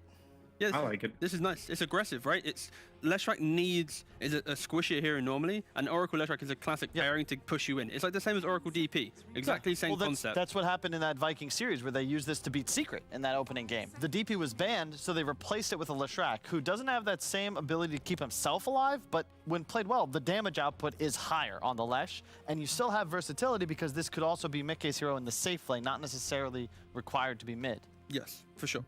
How about does Nico Baby specialize in anti-mage? Doesn't really seem like his type of hero, and not the best as meta, Man. but that is a lot of int heroes. Everybody, every carry can play anti-mage. Let me rephrase, every carry thinks they can play Wants anti-mage. to aspire, exactly, yeah. It's like a badge of honor almost. It's like the ultimate flex. If you can go to TI and win a game, how many people and players have tried to do it and close out matches? Out of all his heroes, in his like top 8 heroes, anti-mage 48% win rate. The rest 60%, 63, 65, 69, 61, 64, 55. Anti-mage up there 48.48. But if it is a good enough anti-mage game, Oh, I'm literally just quoting some random numbers for sure. The If it's a good anti-mage game, why not? But The thing is, every game, unless you're overall last picking it, you're never going to have a guaranteed free anti-mage game. Liquid would still have the opportunity to pick one of their pretty standard boxy heroes, be it Slardar, LC, where you're going to have that option to lock him down. Yes. Are you gonna put carry Leshrac at that point, or what? Yeah. Mickey will play it. no, Mickey probably will play the Puck. Oh, good point. and they go for the Beastmaster. Sure. Wow. All the summons, all the minions, all the stuff. It's very good against Lesh. Yeah. Yeah. It's very hard to play Lesh in the Beastmaster because Lesh has to be point blank range to do any of the damage. And now, if you're running into a fight where there's Beastmaster summons and a Death Prophet exorcism going, you actually just can't tank through all of it. The whole idea of Lesh that makes him successful is that his damage is more overwhelming than yours, so you're supposed to run away from him. And I don't think that's the case with this Beastmaster pick. And that is legit what we have right here. And it's going to come down to these team fights. Who can, it's a Russian slap fight. Who gets knocked out first? Because Leshrac, if he's Oracle ulted, if he can stay alive with like a Bloodstone as an example, that spell Lifesteal plus Oracle ult does work in conjunction, you can just run at these heroes and kill everything in your path. But if it goes the other way, Liquid have no damage and they all die. I also think a nice interaction for the Beastmaster. A lot of times when Lesh pushes these towers, he likes to hide behind trees, be a little bit cheeky early on when the game gets a bit difficult. You chuck a Hawk there, suddenly he's dying in these positions where normally against most heroes, he's getting a free tower. So that's also a nice little interaction to look out for. Yeah, it's both sides really just doubling down. Alliance, I dig it just because the Death Prophet, and one of the reasons I think it's excellent as an opener, you can play it in so many different ways. It could be your 5, it could be your 3, or in this case, it can be the centerpiece of your draft, which will now be able to have incredible tempo and team fight just right as you pop into the mid game. Alliance has to pick a carry that can jump the backlines right now. Like, this is why you see them banning out PA, for example. Yep. I feel like if you're unable, you mentioned this whole idea of the fight from Liquid. If you do not kill Oracle to start the fight, be it with DP just finding him through just walking up the high ground, Furion scouting him out, or Hawk, there is no way you can actually beat be Liquid careful. simply. This can also be Boxy's Leshrac, keep in mind. Yes. Like, this is the other Yeah, reason they're flexing to the very end. Puck Lesh is basically in all 3 lanes, pretty much. But I think BSJ was right. It will be a Mickey Puck mid. Or I guess Koifa hasn't played Puck. It's been Mickey every game. It's been Mickey every game they've played Puck in the DPC, but they've only done And they do go for the anti-mage. Oh, boy. Okay. Again, like mentioned earlier, it is a good anti-mage game in theory. There's, like, against a Puck, it feels really terrible because the entire game, as soon as Puck gets agged, you're very And scared. But it's this combination, crazy amounts of pushing power and a really formidable mid game, and then the AM is your insurance policy. The heroes for Liquid that I mentioned before, Slardar and LC, yeah, you can kill the anti-mage, but will you be able to help your squad stand up to this Death Prophet ult, minion army charging at your towers at 15 minutes. But look at the bans though from Alliance. They're banning out carries because the things that you're describing don't give Liquid a clean win condition against a potential anti-mage. So they identify the weaknesses of an anti-mage pick, ban out those carries, and now it forces Liquid's hand. This Leshrac has to be mid. They need to pick up the carry to win the game. Like they need to go for some like Ursa or something. Is Ursa banned? Nope. You could Ursa. They need something just to. Ursa and the Beastmaster's unplayable. No, that's true. That's a good point. It's Yeah, you Meepo, can't. folks. I actually think they might have to Meepo, but I don't know if they And play isn't it. it a bad And a Meepo game? shaker? Wait. It's a 5 shaker. All right, we fine. both had 2 bad suggestions. Now let's go for the actual pick. Brood. The Brood. Even, okay, That was I the had, third one. Yeah, it that had had to be that, something, yeah. Something. extra Gorgonzola-y because this was not a game you were just going to win if you played it straight up. How well does Beastmaster do against Brood nowadays? I know it used to do fine Not with as good axes, because but it's I believe you still kill them in 2 axes, 2 rounds. Guys, isn't also Anti-Mage pretty good against Brood? Am I wrong? No. The whole idea right now, Liquid, if you think about their timings, it's laning phase, they survive into mid-game dominance, and then they eventually do fall off. Alliance, on the other hand, they have decent lanes, they fall off in the mid-game when Anti-Mage isn't a hero, and then they are destructive in the late game. So it's that window that Brood really brings out, but I kind of feel like Alliance had Team Liquid backed into a corner, and that's what they came up with, but I do feel like they're outdrafted. But let's hear from Brian first. Yeah, I agree. I think going into that last pick, Alliance was crushing this draft, and I think Liquid had to do something nuts and brewed into Beastmaster, Earthshaker. That's kind of nuts, but it's basically if Quakefoot dies once or twice in the first 15 minutes of the game, they have no chance. But if he can snowball, then Liquid will take it, but I'm going with Alliance. All right. Yep. Thank you very I much. was leaning Meepo because I think that would have given them more fortitude as the game progressed. But in this case, suddenly you're in this awkward spot where you need all of your cores to go off. Your Broodmother has to shrink the map immediately. If you get this like Orchid timing, but AM keeps up with you and eventually has Manta before you've like kind of closed out on tier 2s, the game gets really hard. You need Koifa to have like 4K, 5K gold advantage at like 25 minutes or so. I'd and say map earlier. control. Earlier. They, like anti-mage at that point, the way that Nico Baby's able to find farm on the map, like that point where he'll have like Battle Fury +1 and he's pressuring you when you're looking at high ground. Like high ground siege from Liquid right now, it's Leshrac v the world. Brood doesn't really offer much, especially when Beastmaster's backed up. So it's the early window they have to look for. Yep. Quick reminder also before we head into the game with our commentary, if Alliance win this, they guarantee themselves group stages for the major, and then if Liquid loses, they have to really hope that OG is losing tomorrow as well to force out a tiebreaker. Otherwise, there's no major for them. So a lot on the line. Let's see how this is going to play out together with OD Pixel and Fogged. Thank you very much, CBS. Game 2 of Alliance versus Liquid. And Fogged, I mean, for you, look at these 2 drafts, which last pick sort of blows you away more here? You're more impressed by this anti-mage finisher or just the Brood finisher sort of look the stronger ones to you here? Love the anti-mage pick, and I hate saying that so much. It hurts my soul to even say it, but it looks good. It looks really very good versus Leshen Puck and versus like Oracle and stuff like that. Great ways to get info, and it really is like all magic damage besides Broodmother when you just look at it. So your counter spell, your magic resistance is going to be super effective in the later stages. And not only just that, I love the way they rounded it up. I like the way that they had the other 4 heroes with it and how they rounded it up. Because Beastmaster, Death Prophet, Earthshaker, Furion, they're very strong 4 independent heroes. Anti-Mage is going to get a lot of space from the pressure they should apply. Liquid, I feel like they're going to have to start some really crazy havoc early on in the game and just really put tons of pressure on. Hopefully this Broodmother is able to snowball the game, because I think if it gets to the point, you know, if they're not really just taking over, Brood can just get hunted super easily. There's a Nature's Prophet, there's a Beastmaster, there's a lot of vision things, a lot of control too for Koifa. A lot of things that I feel like Liquid needs to do very right in this game in order to not fall significantly far behind very fast. I mean, I think, you know, the panel sort of said it right. If this Broodmother isn't sort of shooting ahead from the start and getting that early advantage, the game's going to feel pretty rough for Liquid.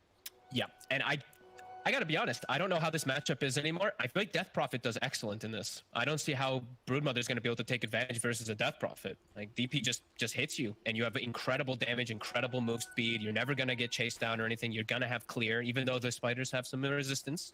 You have ways to just hit them and kill them. So I don't think this is gonna be too easy for Koifa.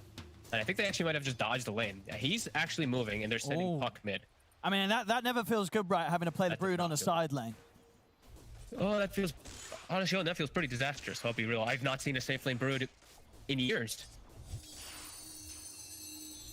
Maybe ever. I mean, this is, I'm trying to think about a competitive game where I've seen a safe lane Brood forced. And I don't think I have ever, actually. Oh, well. Well, we'll see. I mean, if Liquid can pull this off, it really is going to be quite something. Because so far, the draft, the lane setup, this couldn't really be much harder for Liquid this game, too. No, definitely agree. And they also get, like, they put S4 in the safe lane, so they're going to ensure that the Beastmaster gets experience on the side of Alliance, and Nico Baby up in the top lane, but it's a safe top lane. Because he's got the backup of an Earthshaker, and Liquid's heroes are just don't really punish an AM too much early on. There's going to be some weird laning phase.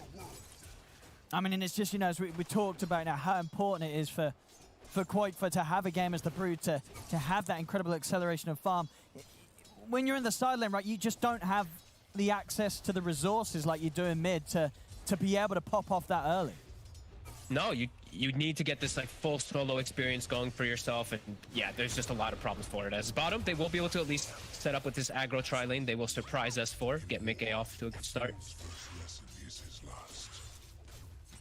Yeah, I gotta say, Nico Baby even blinks forward and kills Quoikfa's courier, and Quoikfa's just getting right-clicked by Treants. As we did see that stat come up, FNG 100% win rate with the Nature's Prophet with his team right now. He's taking a lot of tower hits. Okay, he's all right. And Limp is destroying the mid matchup, 9-9 to the 4-1 of the puck already. Oh boy. I mean, there was obviously a little bit of time where they had to make the switch around, but even after that, yeah, it's been Limp not holding back at all there. Coming in very strong on the mid. Oh boy, they have to get like, honestly, I'm watching bottom. They need to just kill this Beastmaster like 5 times in order for Mickey to be enabled enough to somehow take this, be able to enable enough to somehow be able to fight versus this lineup. This isn't looking good already for Liquid. Limp knows it. Yeah, Looking good for Liquid. I think you mean Alliance. Oh, sorry. Yeah, I think Alliance knows it. Cause, like Limp is just destroying matchup. Nico Baby's free farming. S4's not getting much, but that's fine. It's a Beastmaster who's getting levels. Oh boy. Yeah, Liquid's in trouble.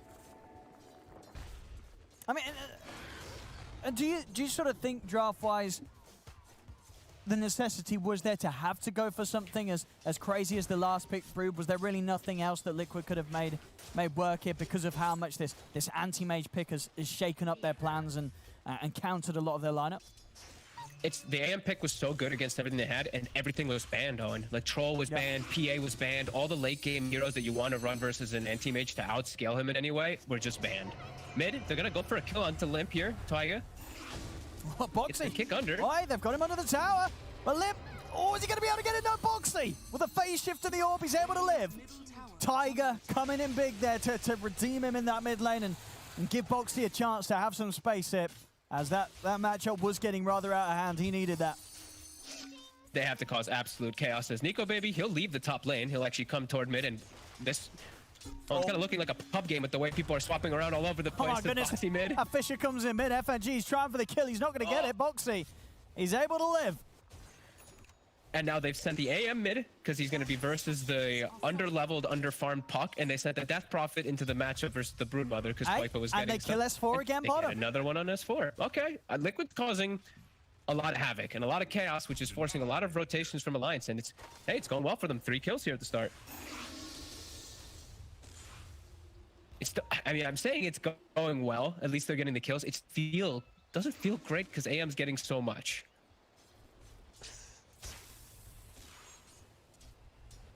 Oh, 25 CS so far.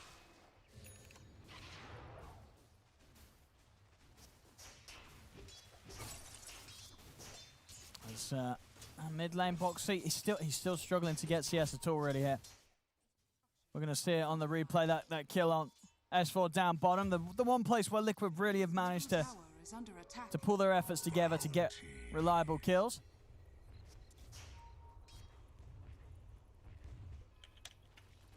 That's fogged. Hello? Oh, you're there. I think I cut out for a second. Yeah, I was getting some lag. My bad. It was on my end. Back on. We hear you. We hear you loud and clear. So yeah, still slowing down S4 and he's being enabled. This is honestly better than I thought it was going to be for Liquid here off the start. They're even putting some pressure onto Nico Baby too. He's almost dead. Oh, and he might just go down, Boxy. He's in and he's got him. Oh, All right, Bo3, he's certainly making up for the missed CS in this lane. Bottom lane, S4's going to go down again. Okay. All and now right. the TP in front of the Exorcism, Vikin will get away. All and now they're going right. to throw tips out back onto Lip. All What's right. going on Hey, here? Liquid.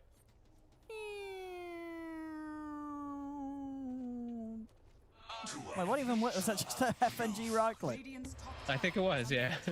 And Koikfa's getting all the Koikfa's actually getting so much He's getting space a out lot of of this. farm. The same All lane right. route working. He's taking the tower.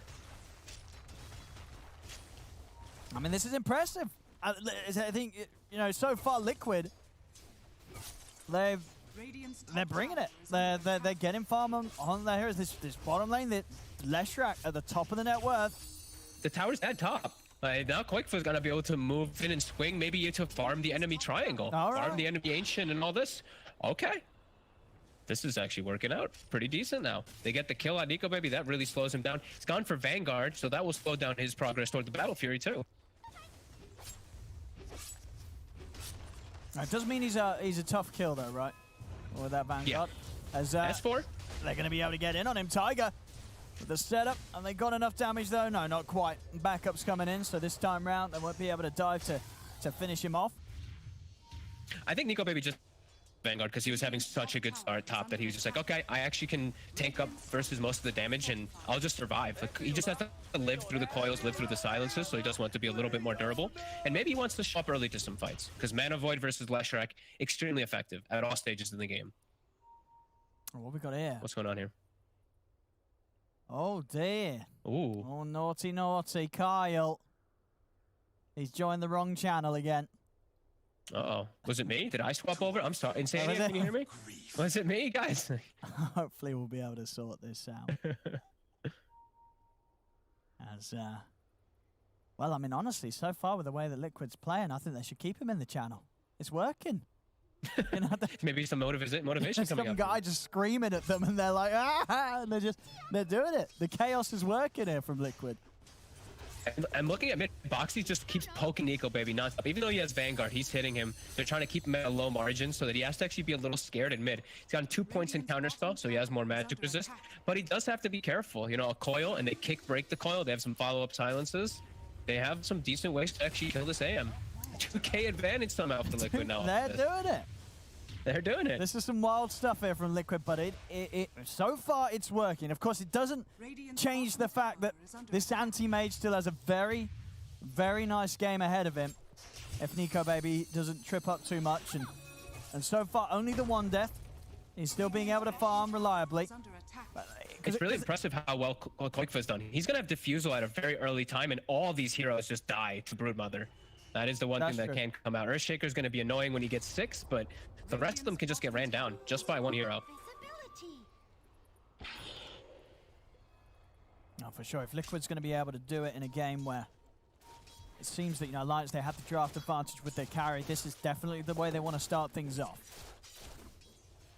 Keeping all their heroes. Slight lead at the moment. Again, Mickey's Lesh going to be incredibly strong with this sort of start. And you know, if he can get far enough ahead, there are items he can buy to deal with the power an anti-mage has against him. And he has the backup of an Oracle always, too. That's the thing. So it's like, oh, okay, FNG breaks the coil. We're going to have the Roar coming out. And silence out from the two of them. S4 is getting low, though. Mickey, is he able to take down another? The fish is out. S4 will fall. And Mickey goes down in return. As Alliance, they're able to hit back, get two in return. Insania, he's out just in time. Nico Baby not quite in range to find the Mana Void. Tower is under attack. We still see Mick able to dish out an insane amount of damage whenever he does get on them. Boxy, however, does get quickly brought down just from Limp. Doesn't get much spells off.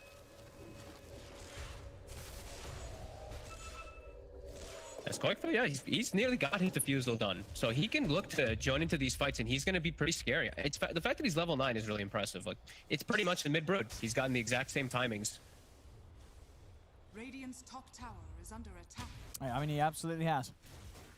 And in a lane And where you know, he could have been shut down, but he's played it well. You know, Yeah, to the point where, I mean, he's played so much Brood. I'm sure he's had many a game where he has been forced to, you know, play it in the side lane, and he's shown he knows how it's done just as well as he does it in the mid. Runs over towards the river. Him. Liquid have caught themselves an Earthshaker.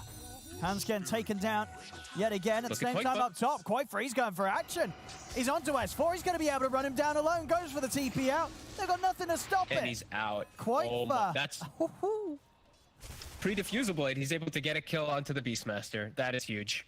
S4, who is already having a really rough game, 1-5. Bottom. He only has the book 1. He just walks into his death. Go, baby. He drops the mana void. It's not enough damage. he's And now dead. with the coil box, he's able to set up for the kill.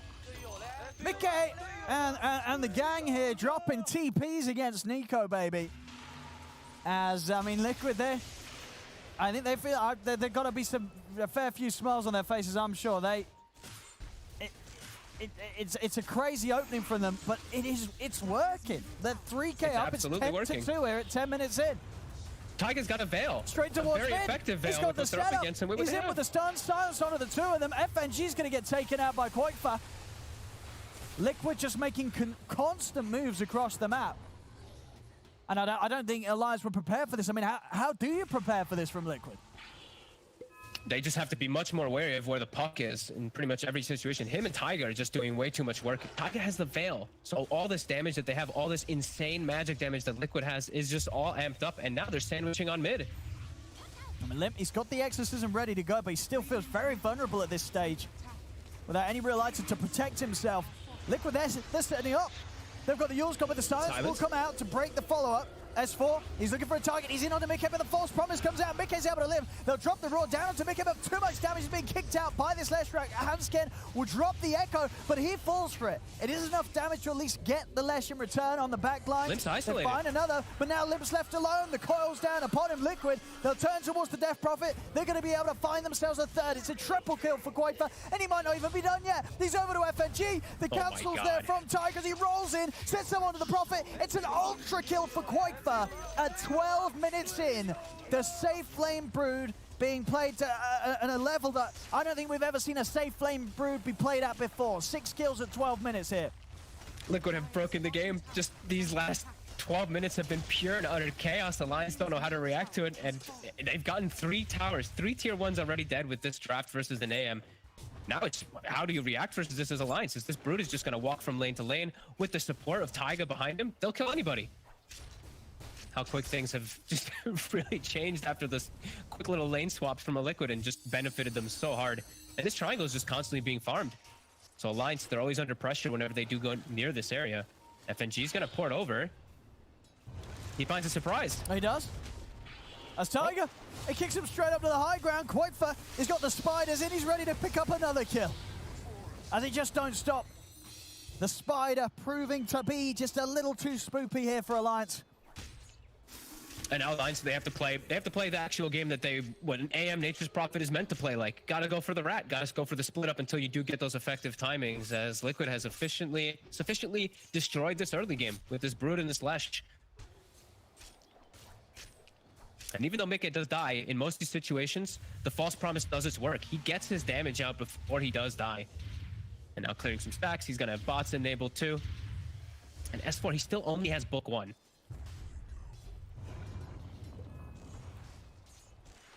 This is just really fun stuff that we're going to see here from Liquid.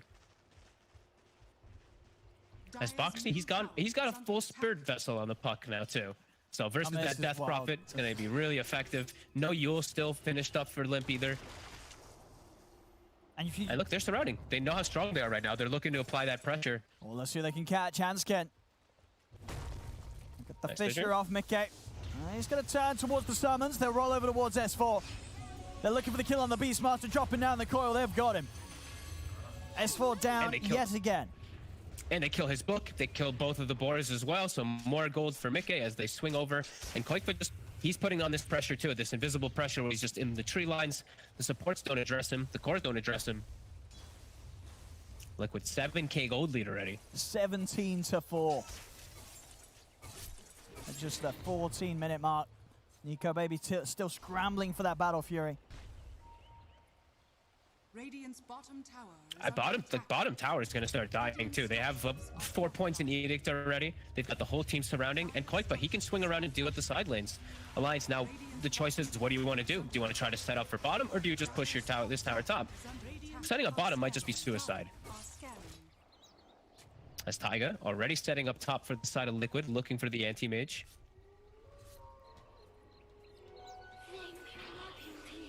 Radiant's middle tower is under attack. Dire's top tower is under They've got to be attack. careful around this Spider's territory. Quakefire. They have great ward coverage here that was not dewarded from the side of Alliance. This ward's been there almost half its duration. Alliance just walk right through it. Liquid is completely aware of this move. Taiga just sitting under the tower. I'd be surprised if he shows himself though. He did see them walking up here.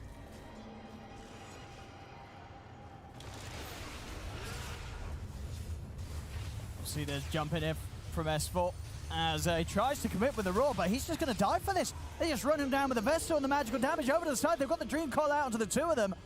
Insania getting a little low, but even as it is, Liquid, they're not losing anyone. Even with Alliance popping the ultimates. Roar, Exorcism being used, but Liquid, they're still fine to fight. Alliance has to bail completely. Exorcism's used. They can't actually go up for this.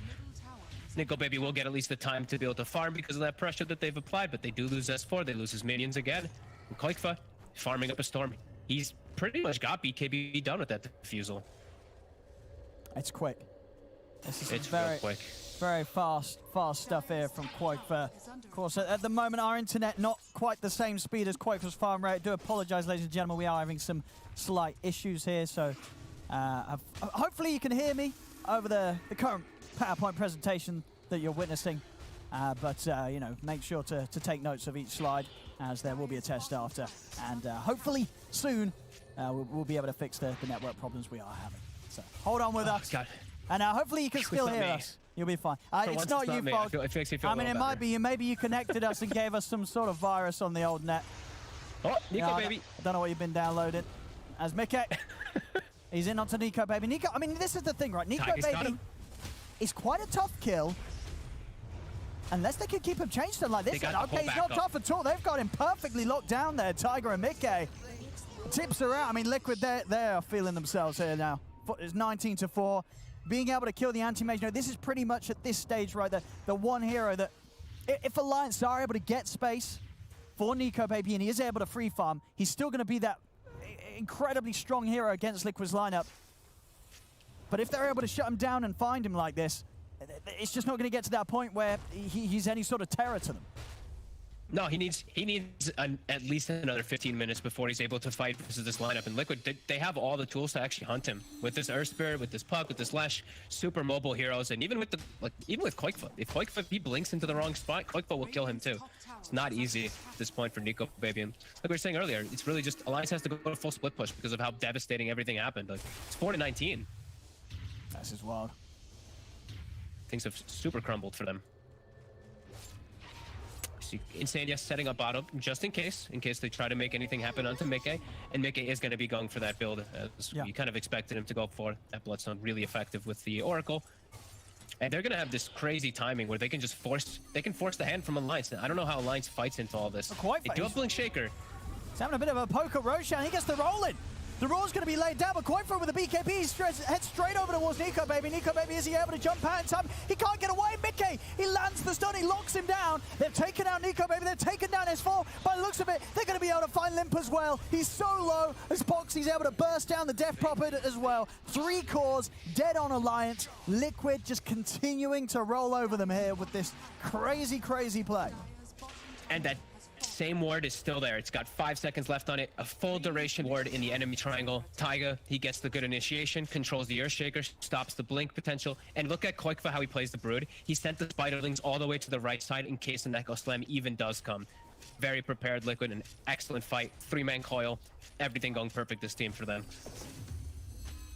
I mean, what do you think sort of Alliance are saying to themselves at this moment? I mean, how would you go about discussing how to hold on in this game and to and turn it around? Because so far it really is Liquid just completely in charge, and I think Alliance probably just caught a bit off guard by this draft and the way Liquid's executing.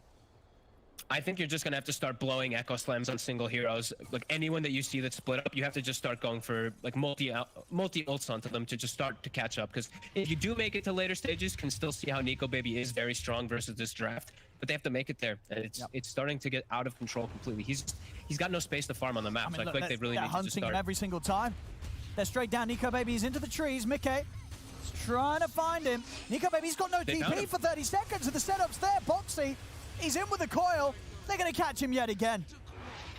They're dealing with this anti-mage every time he tries to come out on the map. This is a few times back-to-back where Nico Baby just can't get the space to farm. They're continuing to shut him down as Mickey and Quakefa, you know, they're 4K, nearly 5K ahead of the anti-mage's farm this game. And you know, that sort of difference is a difference where this Lesh, he's not going to care at all about the anti-mage in these fights. He is of no threat whatsoever right now.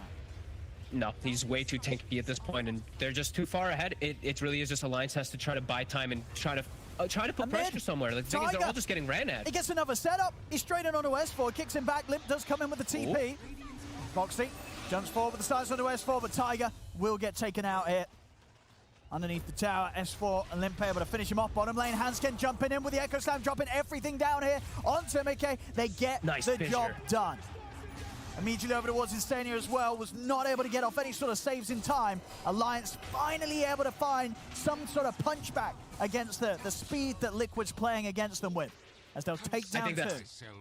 I think that's exactly how you have to do it. They're very fortunate that they had a ward on the high ground too. They saw the Oracle. So Hanskin, he echoes, lines up the fissure nicely, catches the Oracle with it too. But I think this is how they have to start playing this, is just throw ultimates onto single heroes. Anyone you see on the side of Liquid, you have to just start killing them or just start forcing reactions so that Nico Baby can get out onto the map and farm. Looking at the wards right now from FNG, this is just the, oh my god, we're in full split push motion wards where you want to be able to see the moves coming way before they're actually gonna hit Nico Baby, so you can go for that full split push.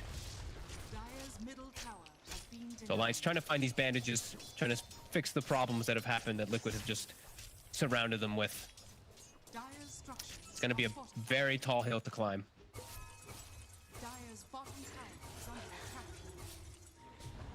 I mean, at what point for this anti-mage is Nico Baby going to be ready to sort of jump in when there is a full fight going on? I mean, but top lane, Tiger again, just finding these catches. Just every time. He's catching them so much and just giving a huge amount to Quakefa here. Godlike on the Brood, over to the pit they go. Liquid, this will be their Roshan without any interruptions. It's one of the few games I've actually seen where a dire lineup is able to take over the enemy Radiant Triangle at such ease throughout the entirety of the game. Like all 20 minutes so far, Alliance has had no control of their triangle because of this Broodmother. The Broodmother factor actually working in the way that Liquid has just surrounded the area. Alliance is getting some decent pressure on bottom. The Rosh, it's pretty much dead already, so Liquid will be able to respond. Just continuing to build up this incredible lead here. 12k advantage. The AC pretty much complete for Quakefa. Soon to be time to end the game for Liquid, really. Just don't let Alliance do their split push. Just really run it down the lanes. When they have AC, I think that's go time. Lesh will be able to kill those towers super fast, and Lesh is already ready to... He already has his items that he needs for this game. Like, he already has the Bloodstone, he's got the Plate Mail, even got a Nether Shawl so to protect him versus any of that extra magic damage. Yeah, I think they're gonna be able to just run it down the mid. Lim, As Lim, he shows himself. They've got the setup. He needs TP back up right now as Quakefa's in on top of him. Lim's gone. Oh my god. As he cannot afford to stand anywhere close to Liquid, as they'll immediately move upon him and take him down so quickly. There's not any chance for Alliance to react, and even if they are there in time, there's not really a whole lot they can do to keep this spider off the target. This Rax is S4. They just step over and take him down as well. It's getting messy. It's getting real messy. There's some incredible stuff there in Game 2 from Liquid after what was a very tough game for them in Game 1. And that Game 1 we saw Alliance come in with a solid draft and a way of making sure that Liquid just didn't get to play their game. I mean, this Game 2, Liquid, they haven't even let Alliance start to play the game. They've just run them over in a fashion quite like no other. This is not the style of Dota you'll see any other team come close to replicate. No, I mean, having to relegate your broodmother to the safe lane and switch lanes up like crazy after having Limp having amazing first 3 minutes. Liquid just smashing this. Now looks like the last fight for Alliance. They've got the exorcism running. We'll see what they can try here, Limp. They've got the roar down onto Mickey. Mickey, he's run straight back into this. Mickey will get taken out. They get the hold going. They've kept both Rex alive for now. Jump over towards Tiger. Koifa pots the BKB. He's ready to start going to work. He's over to Handscan. He's over to Limp. Takes down the DP. Who's going to be able to find XS4 in the trees? Is he able to get around in time? He's not insane. He has got the burst. 3 dead. Yet again on Alliance's Liquid. They will clean up these bottom racks. They can do it pretty much through the backdoor protection here with this AC from Koifa, and the Spiders out. And Alliance is very fortunate to even come out with 1 kill, because that Earthshaker, his shard, actually stopped the false promise animation. They would have saved the Leshrac, so small little kill with them. Boxy, he's not Nico Baby. Can Nico Baby get out of this? Dodging the stun, but the silence is down. They're gonna have the follow route, and they're gonna have the damage. Boxy setting up and dealing with Nico Baby's attempts to just farm the opposite side of the map. Keep Liquid away from closing the game and trying to buy moments so he can at least get that Manta style done this game. He's still a few hundred gold away from it. Taiga and Boxy are just assassins this game, really. Poor Nico Babies had no chances. They're just on him every time, these two. Every time I feel like every time I do see them playing like their Spirit and Puck together, they have such good synergy of like how they can chain their silences and stuns. And yeah, this game has been a real display from the two of them. 4-1 and 19 on Taiga. Really feels like he's been the dictator of all of these kills. He's just, every time he shows up, they get the kill on whichever target he goes on. I've got the full Shiva's guard on Mickey now.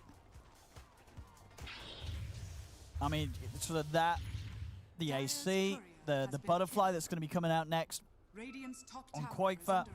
They're ready to end. They're very ready to end this game. They can close this up. 22k lead. Something drastic's going to have for Alliance to have a shot at swinging this game around. They're all so tanky. Like even the supports on the side. Like in Sandia now, he has Blink Dagger. He's sitting super far back, so he doesn't get clipped by Fissure. Right, here we go. And they go, jumping onto Limp. Limp's able to get the BKB in the off, but Koifa's in on top of him, Limp. He's got to wait it out to the side. Koifa committed with the BKB, turns towards S4. S4's able to get the roar out, but S4 is caught by the stun of Mickey. He's out of the game. Handscan jumps in with the echo. He's in onto the two of them. Do they have the follow damage? Koifa's getting low. They're able to take him down at once, but he has the Aegis. He's going to be back for round 2. The Dream Coils down onto the two of them. They've trapped the Anti-Mage. They've trapped the Death Prophet. As they're both found down, GG is called. As Liquid, they take this game too, and just what a game. I mean, we thought game 1 was a beautiful piece of Dota 2 from Alliance. I mean,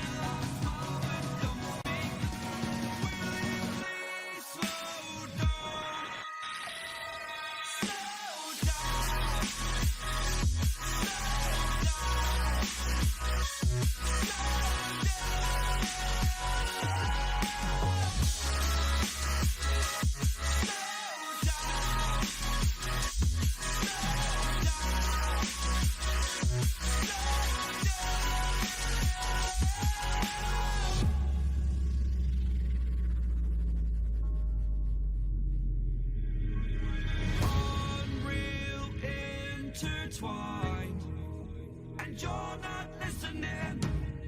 It is your choice to make a little mockery, it won't do.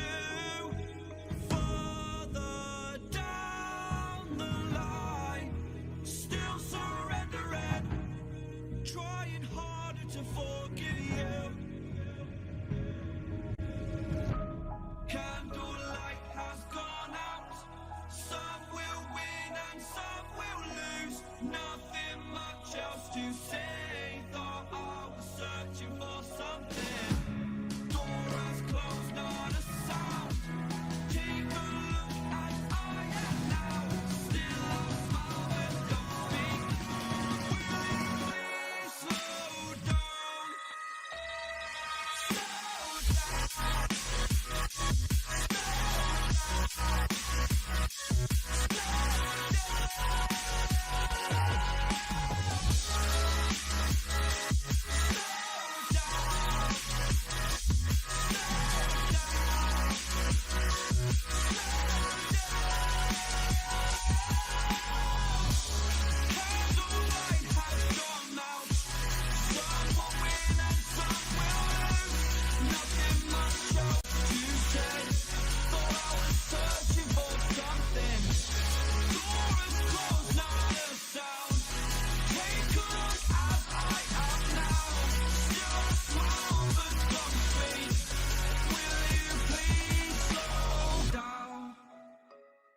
Slow down, slow down, slow down.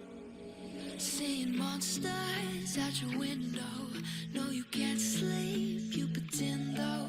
You don't have to play the hero. 'Cause I got you like you got me. When the earth shakes, when the bombs scream, until our last breath, every heartbeat.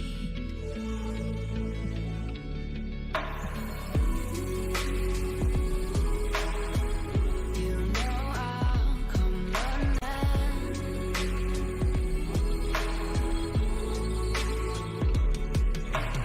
You go to war, then I'm going with you.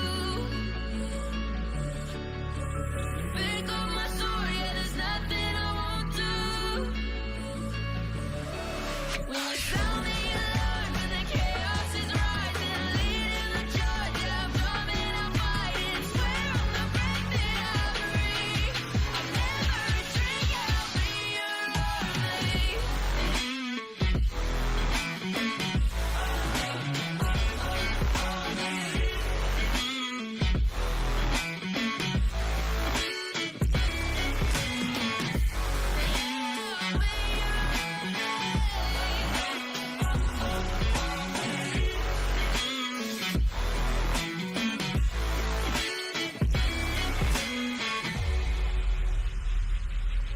When your nightmares turn to real life and the ground's filled up with landmines, we will face it, standing side by side.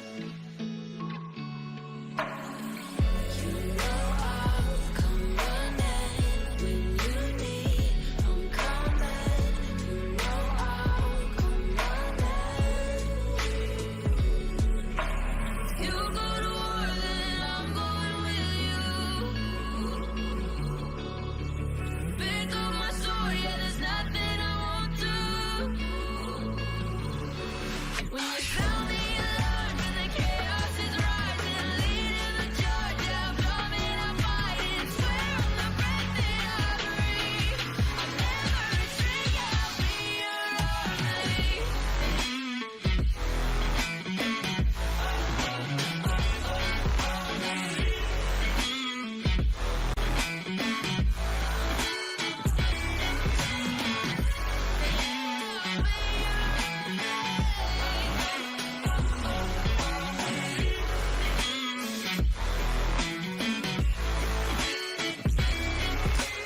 You go to war, then I'm going with you. Pick up my sword, yeah, there's nothing I won't do. When you sound the alarms and the chaos is rising, leading the charge, I'm coming, I'm fighting.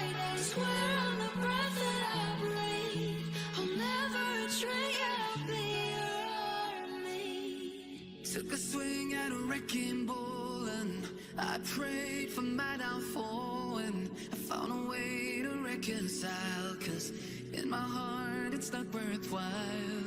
It's a bloody battlefield where some go down, others heal.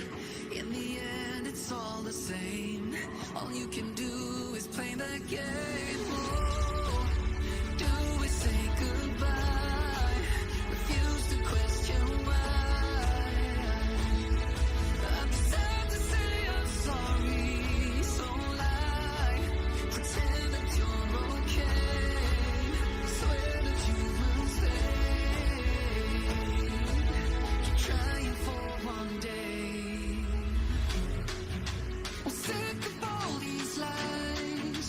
Don't care if I capsize. There's nothing left for me to hide. Don't wanna live a lie. Too many lows, too many highs. Too many things to criticize. And so I leave it all behind. Don't wanna live a lie.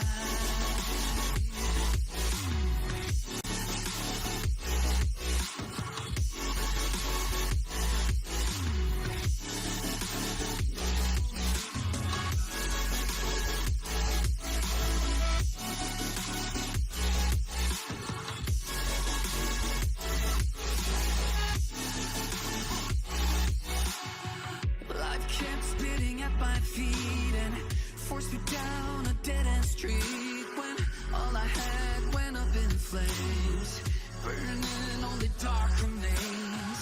I cover up every part of my skin, oh, 'cause I don't like the person within, oh.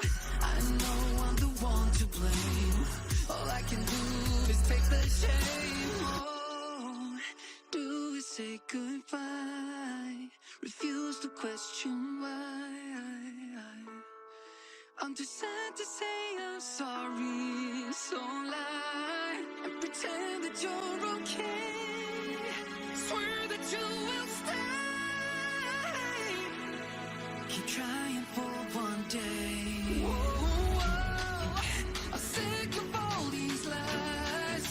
Don't care if I capsize. There's nothing left for me to hide. Don't wanna live a lie. Too many lows, too many highs. Too many things to criticize. So I leave it all behind. Don't wanna live a lie.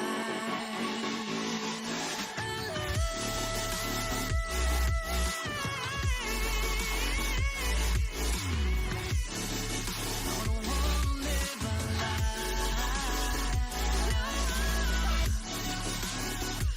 Live a lie.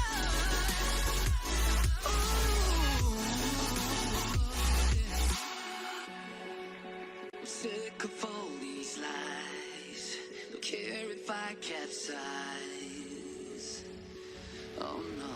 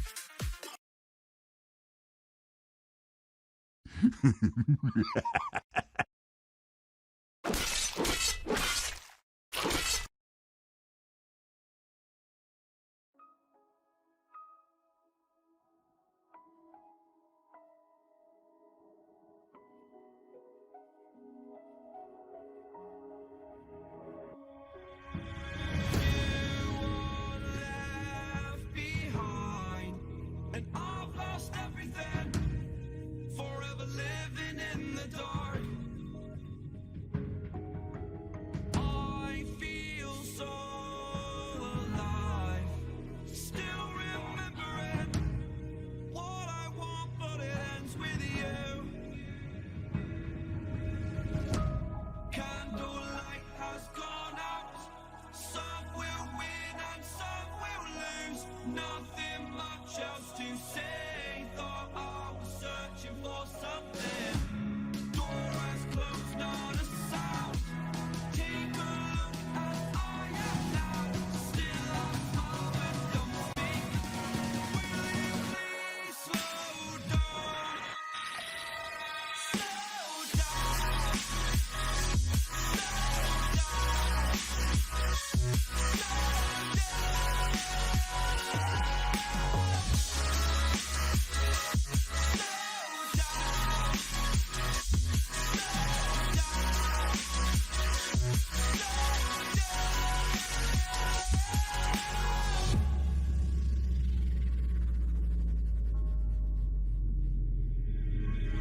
Unreal intertwined, and you're not listening.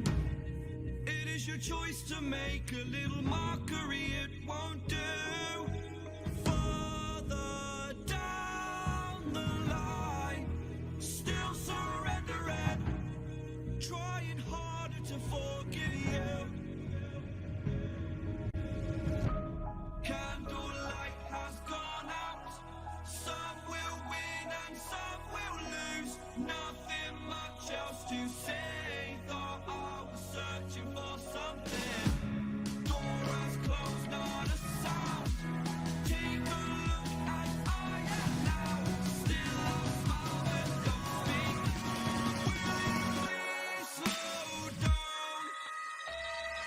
Slow down.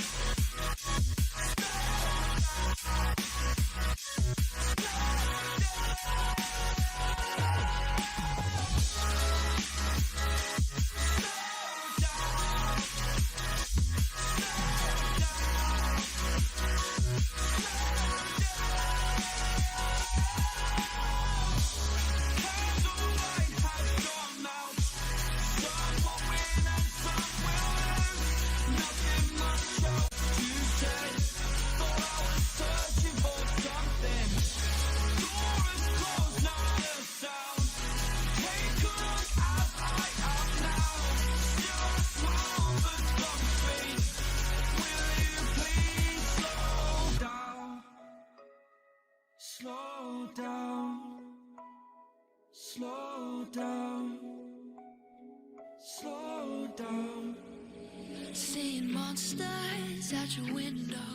No, you can't sleep. You pretend though you don't have to play the hero. 'Cause I got you like you got me. When the earth shakes, when the bombs scream, until our last breath, every heartbeat.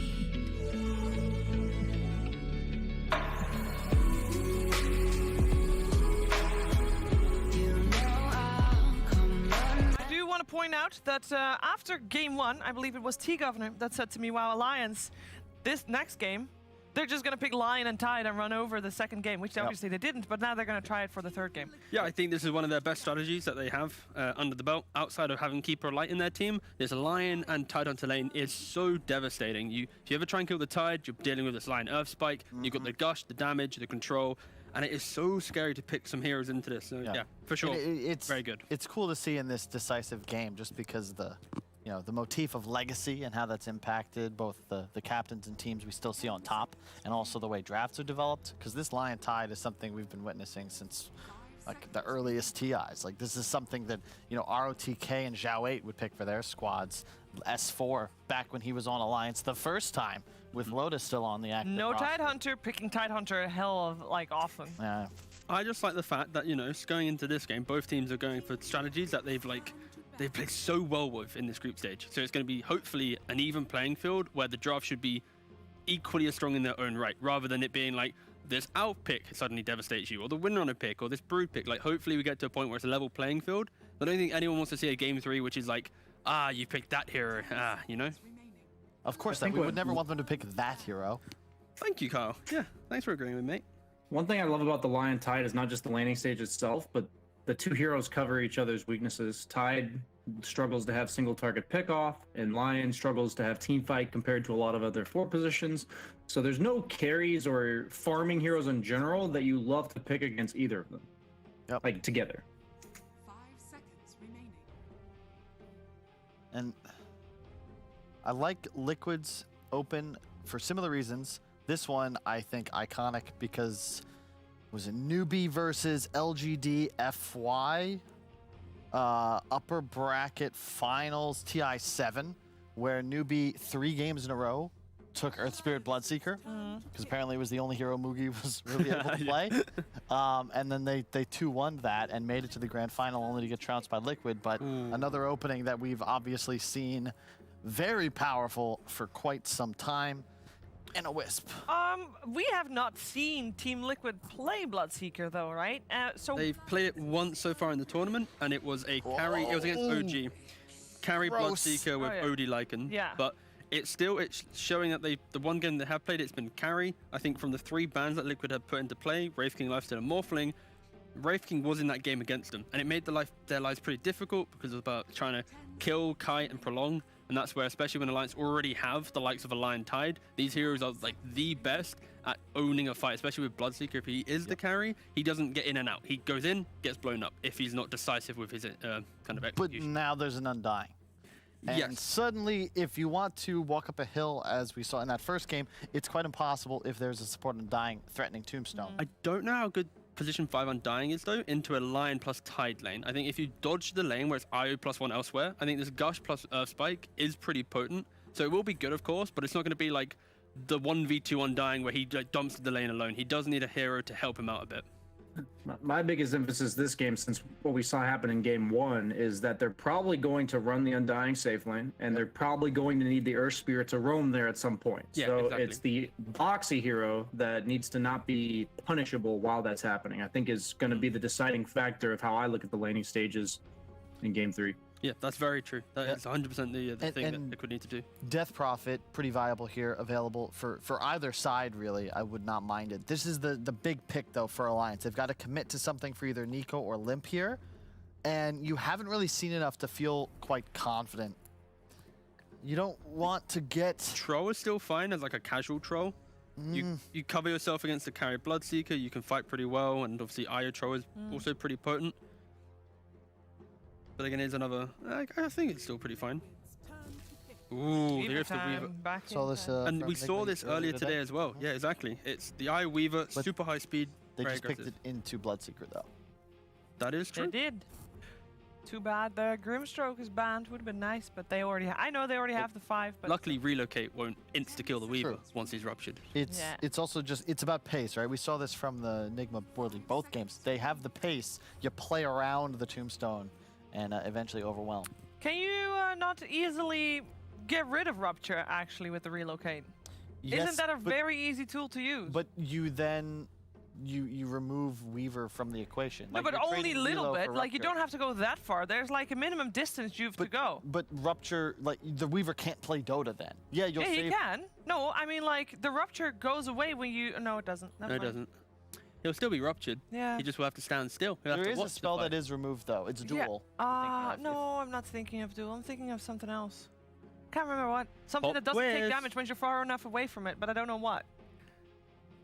Don't know. I think the Weaver is a Don't nice mind pick me. nowadays compared to prior, just because usually Weavers go for the Sanjin Yasha. Impetus. The IO allows you to go more of like a utility, like luxury build because of that extra defensive aspect. And the Sanjin Yasha giving 25% status resistance. I think Bloodseeker was always countered by status resistance with the Satanic builders, and Weaver's one of the few heroes that has an innate way of healing himself. So even though he does rely on moving around, I think this patch, the matchup's not nearly as bad as it used to be. OD, one of the few laners that can really cause Weaver issues early on. And I'm curious to see how this lane bottom ends up going, because it's going to be an incredibly volatile lane one way or the other. If OD gets an earlier Meteor Hammer, suddenly Nico Baby won't be able to lane. But if it goes the other way, suddenly this hero with no recovery mechanism, the OD, will be quite useless as the game goes on. This is the exact kind of triple lineup that Liquid ran against OG, which was the Earthstrip, Bloodseeker plus OD. They kited that game so beautifully, just baiting out these key spells, and they completely dismantled OG. And that's what they need to do again in this game against this It's big what they did in that last game too. It's these cheap, low cooldown abilities that they just kind of rinse and repeat. One round, back off, reset, another round, and you can do that so easily here. But all I think four of these heroes. Then their Lycan is still on the pool. Surely that's the core that they want to get with this duel, into because it's Weaver almost the Tide. exact same. not into the tide. No? Yeah. I think the key Oh. thing here is simply the positives for Alliance. Simply, this OD shouldn't have a free lane, because he's all about abusing that carry, whittling him down. And when you have an IO, it's really hard. But also you have this fact that IO plus Weaver already gets on top of you. OD doesn't like that, especially when he doesn't have Imprison up. So to me, this game's all about shutting down the OD offlane. Don't give him a quick Meteor Hammer. Yep. Survive the offlane and have a good mid matchup. I'm like huge. I love the history of Dota. These bans even coming out. The Quap was the standard. Was it Newbie as well? It was either Newbie or LGD. The Tide Lion Quap. It was the only way Quap ever won games was when Maybe was playing it. They had the massive team fight of the Tide, and then as Brian was talking about, that individual pickoff of the Lion is perfect. You also don't really have actual disables, and Quap Sheaver can blink naturally far enough away from during Rupture to not take Rupture damage. What You quick the can't heroes do- are left. Wait a second, Brian. They were just having a conversation while they mute the buzzer. You can't do that when nobody else is talking, because that's I thought awkward. Brian would we talk. left it open for Brian, Brian. Yeah, this is but your- nobody asked Okay, the question. I'll repeat myself. I'm saying that Kyle is currently doing a lot of historical value. No, I'm not. It's what's here in front of us. It's beautiful. Yeah, okay, go for it, Brian. What are you thinking so far?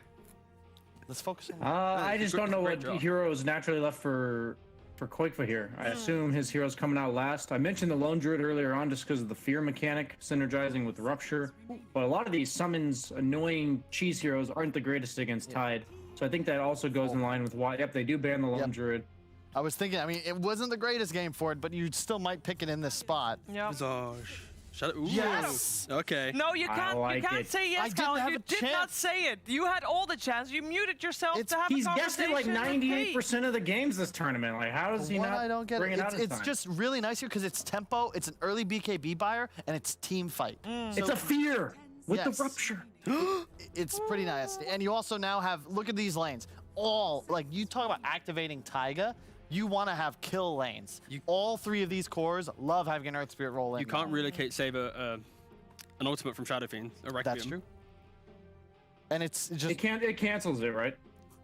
Like, Yeah, it I mean, like, cancels the there's channel? literally no time when the hero comes down that you Yeah. won't be able to save it. And of course, you will it's cancel it. Alliance that are going to need to replicate the performance of Nigma and Co. from the previous game. Yeah, they're running out of time. Yeah, and I don't know how you 1 max this second? damage output. What? Ooh, that was close. Gyrocopter. That was close. Voice Spirit. Voice Spirit is often Into countered by SF? the Shadow Fiend. Don't tell me it's SF. It's mid. You can't play... Oh my god. They want mid Void Spirit into SF. Wow. They're throwing it down. As their overall final pick. That is not what you typically would see here. I thought they were going TA for sure, knowing Limp, but I don't- Yeah, I don't think but this is great. Big picture, I don't mind this too much because now it's too good of a Bloodseeker game, right? Think about it. There's so many good Rupture targets. You want a Void Spirit or Weaver. You know, there's like, you have to buy Axe now, no. But like, I don't, Alliance really just look at their own draft. They needed someone to initiate the fights, play into the game with Weaver. I don't mind it. It is into a good counter, and it's into a Bloodseeker. It's not overall great, but it's Alliance going for their good draft rather than looking at their opponent. Final But thoughts, Nigma did that earlier Brian, today, and it first? worked for them too, Kyle. Based on my assessments,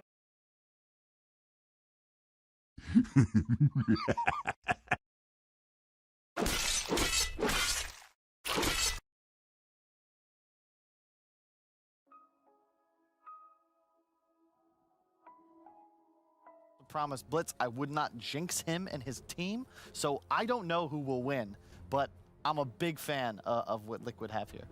Okay, we're going to find out how this game is going to play itself out. Again, there's a lot on the line. If Alliance win, they are guaranteed group stages at the Major, and Team Liquid might have to play tiebreakers in order to decide who has the 4th slot at the Major. And if Liquid win, then they're either going to play tiebreakers or they're going to be into the Major, and it's Team Nigma that then take the group stage slot for the Major. So a lot on the line. We're going to find out how this game is going to play itself out together with ODPixel and Fogged. Thank you very much, Steve. Yes, an incredibly important deciding game here between Alliance and Liquid, and we're going to get to enjoy it. Fogged, we've seen the lineups. What's sort of standing out to you the most this game?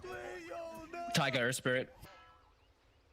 I mean, yeah, That's probably the biggest thing. Yeah, we just saw it in all its glory last game. I mean, yeah, he really played, was on something last game. That was an incredible showing. Have they got ways to be prepared for it this time on Alliance? They do have like instant disables and stuff like that from the Lion, and they do have the Tidehunter, who's always the break, right? Like if he's the break versus that wombo combo team fight that Taiga has been providing every time. But I see Taiga having some very nice lanes to ganking to. I think Kyle was the one who was touching on the panel. A Nurse Spirit rolling into a Shadow Fiend's lane, a Nurse Spirit rolling into an Astral Imprisonment lane, and a Nurse Spirit rolling into a Bloodseeker lane with Bloodright. All sounds pretty damn good. As Hanskin's gonna walk in. They got the setup, always trying to get up with the tether, but he's not going to make it, Taiga. He's able to put it to a stop, and, well, it looks like the show continues here in Game 3 as Taiga, he'll start underneath the spotlight here, getting first blood. Yep, and I like that they went for the Shadow Fiend this game. I think there's some really cool potential from it with that Requiem, as they mentioned, versus the IO saves. It's really strong. It's also it's another form of control, really, for Weaver, and it's extremely high damage potential versus both Weaver and Void Spirit, which is going to be pretty strong. They picked the Void Spirit into it. We'll see how Limp's going to do in this matchup. Doesn't feel like it's going to be an easy game for him. No, not at all. I mean, we could definitely feel it in the draft, right, with the timer ticking away that Void Spirit may have very well been what's a good hero? Void Spirit. You know, It did look like they were really under the thumb there and had to come out with something before they were forced around them. And Liquid, they look very prepared for the lanes and just like for the instant start of the game, right? The way that they were set up as that 5-man, I see bottom, they have a sentry already placed out in the lane for the Weaver for he tries to Shikuchi through. So that's always the good thing that you want to see when you're playing versus a Weaver lane. And they both have sticks. Boxy as well as the Earth Spirit both started with sticks so that they'll get those charges whenever Nico Baby does use Shikuchi. Top, I don't think Insania expected to get hit that hard. The Gush as well as that Lion Impale coming into play, the Earth Strike, just too much. He's actually pushed out of the lane, and now Mick is alone up there for the moment. I'll see if Mick is able to still get a bit against the two of Alliance. Bottle finished up in the mid lane. Yeah, nothing too crazy yet, but what is it still around the level 2 raises, then it becomes hard? Yeah. Level 3 on the SF, and it starts to get pretty tough for Void Spirit. You kind of just have to literally play around every time he pump fakes. You have to back up.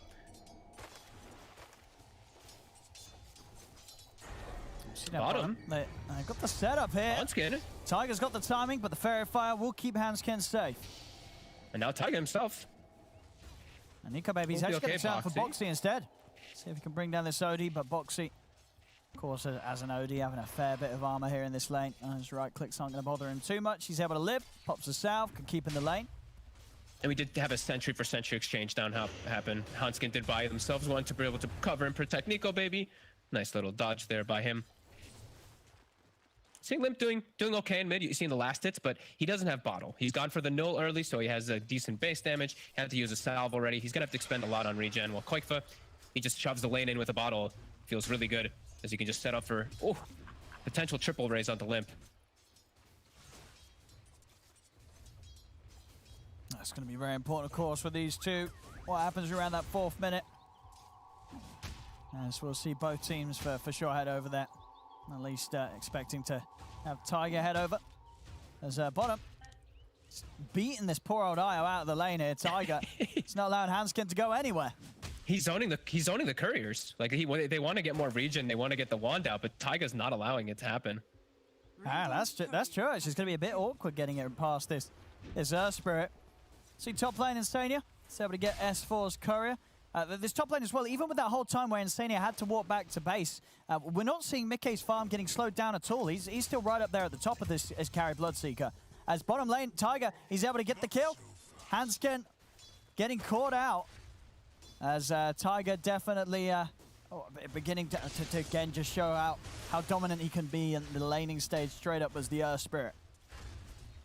Yeah, they're doing a good job. Boxy is not getting the most last hits, and look at the item build that Boxy's got queued up right now. It's not the Meteor Hammer that we've seen every time. He's got a Vanguard queued up on OD. Wait, what?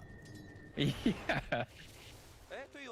I mean, I think he's just got that queued up because he wants the Ring of Health, right? I think so too. I think he just clicked the quickest item that was in the quick buy. I don't think we're seeing a Vanguard OD. I mean, hey, who knows? You know, Liquid, they do some crazy stuff. Maybe it's the new strat, you know. Abyssal Blade Rush OD, let's go.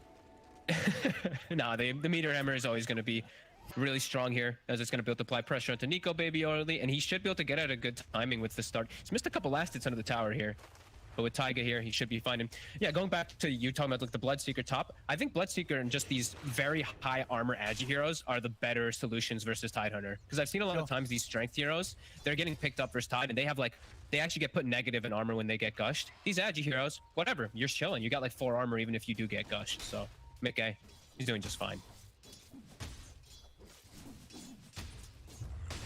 Yeah, mid lane. Well, we're starting to get a bit of a lead on Quoifer, but all things considered, you know, Limp doing as best as he can in this matchup. Yep. Oh, geez, that was close. As you say, that almost does go down to a 3rd raise. Does have the raindrop. He's gonna get pushed out of the lane a bit, try to farm that 6 safely, stack some camps too, and secure a bounty run for himself. So all things considered, I think Limp is not too unhappy with how that matchup did go, and he does have some stacks to work with.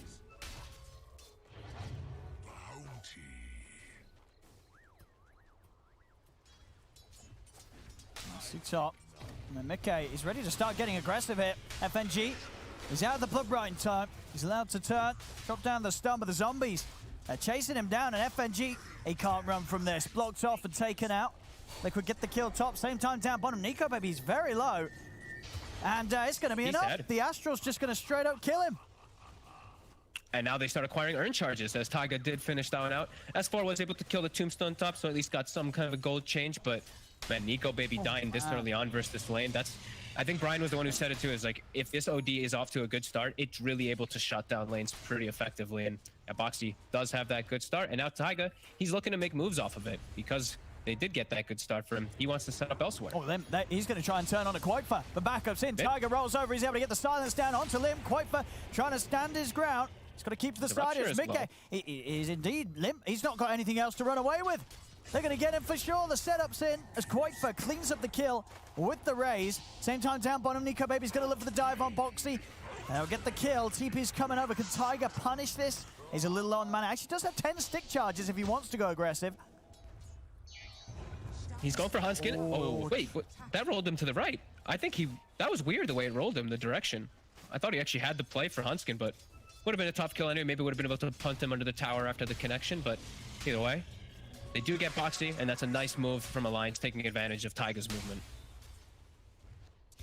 As Taiga's fresh ward will get dewarded by FNG, as he already did have that one placed up to guard the Void Spirit. Quoifer already with a stack or 2. He's going to be on track to get a very good boots of travel timing on this SF, so his farm's going to skyrocket. And Limp's just going to have to play a bit of the comeback game, of course, just not getting nearly as much as Quoifer was able to do out of that lane, and almost certainly having to spend quite a bit more on regen so he can just withstand the damage from this SF in that matchup. Yeah, all 3 lanes have gone pretty pretty damn good for Liquid. S4, he's the one who's the biggest winner on Alliance, as he's able to just stay and hold his ground up top, Yeah. which is very nice for them to be able to defend the towers that will start, the pressure will start coming out from Liquid soon with those bots. On mid, That's Limp. a good sign. And mid, Insania. Ooh. Not quite able to get the solo kill there. Limp dropping the full combo in an attempt to burst Insania, but it wasn't enough. And now Limp, he's got no Astral Steps. Koikfa, he's just walking up to him. He's gonna get the first raise. Spooky Limp. Radiant's He's got to keep running. He's Got going a to lose his Scurrier. curry. That's the boot scum. Oh, it is. Oh my God, you're right. He's going to have step in an a couple of Astral again, seconds, but it's not going to be soon enough. it's not fast enough. Oh my God, he just gets walked down. Oh, this Quake for SF. 2 kills. Oh, the tips The as squad well. tip. It's an And important Koikfa game. gets a haste. He gets a haste rune too Oh. right afterwards. And that's because Limp went for a kill on a 5 position. Insania, who lives, he had to use everything. Oh my God. I mean, it's an important series. You got to use everything under, everything that's at your potential. And the tip game, it's definitely going to have its effect. And now it's Boots to travel finished on Koikfa. He has a haste. Now you have to feel pretty threatened. If you're Nico, baby, you have to feel very threatened that you're just susceptible to die. Because he's not going to really go for S4 too much, because why would you kill the Tide Earner? You can just put that invisible threat always onto the Weavers. They bring 3 heroes bottom. And Boxy, he's got Meteor Hammer. So this tower is going to start getting chipped at too. Really good stuff from Liquid here. Absolutely. Another Alliance. solid start after that game. 6-1. 2K lead already here for Liquid. So they see this. They see the heroes all setting up down bottom. They don't know that Mick is down here just yet, and they do have TPs available. Both FNG as well as S4. They have their TPs ready for that bottom tower to defend. Already, look at the sentry placed out. Taga is ready for the Weaver to show. He puts one down right next to the tower in the tree line.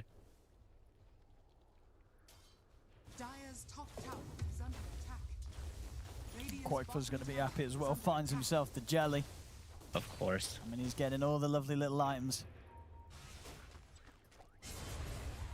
And so fast as well. Already 5K net worth hit before the 10-minute mark Radiant's bottom tower on is under Quakefa's attack. SF.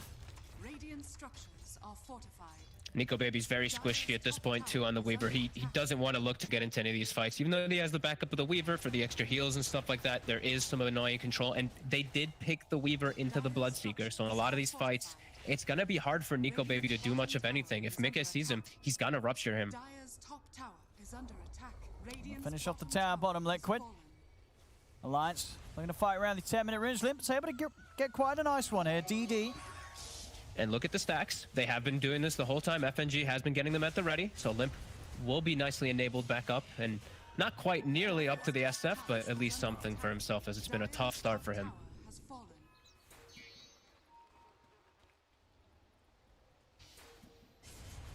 And Liquid Onto the trying- mid lane. They've got that Meteor Hammer. So Boxy, wherever he goes is where Liquid goes. And Alliance still yet to make a move with S4 to look to defend these towers. Radiant structures are fortified. See if they can do it. Ravage at the ready. They've got good burst. DD's still going on Limp. FNG's about to tick 6. He's like 1 experience away from getting it. So Yeah, this these- creep will these give it to him. Yeah, they've got a lot of burst. They can absolutely blow up pretty much any of these targets if they catch them in the Ravage. Quakefa, he's actually heading out of here. He's going to start pushing out top. They know that they're here. Insania, he'll get left behind. But Liquid, they were ready for this from Alliance, them turning up and holding this tower. As by the time that Alliance were able to make the jump, Liquid's cores, they've all scattered across the map. In fact, they're looking for Nico actually Baby. down bottom. Nico Baby. Middle tower. It's going to get set up upon. They have the hammer to follow up. Is there any way to take him out? There isn't. The burst, it's too much.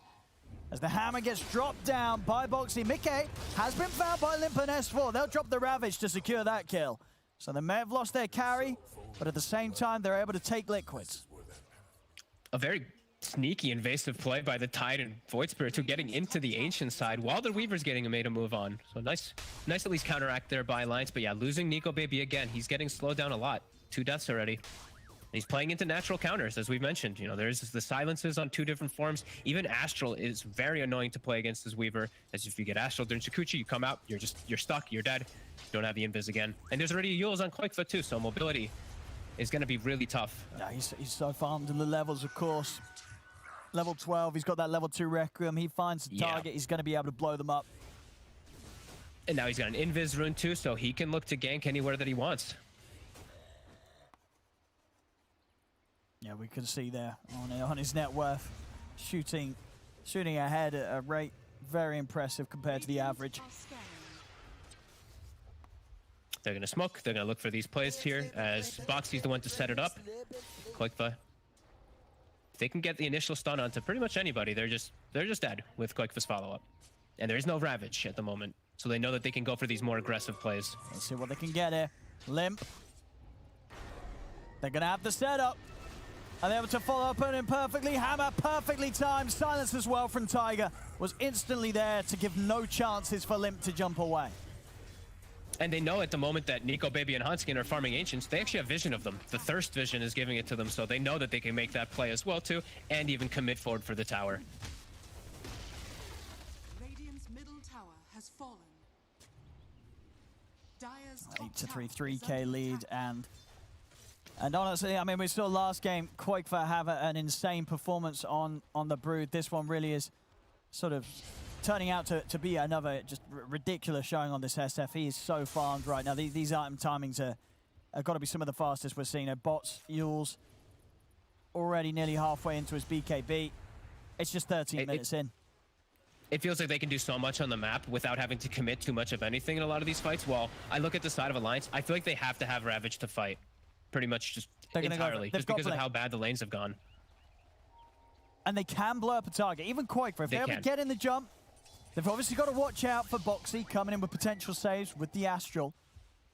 With the Ravage and the Finger, they're going to have Dire's burst. middle tower is under attack.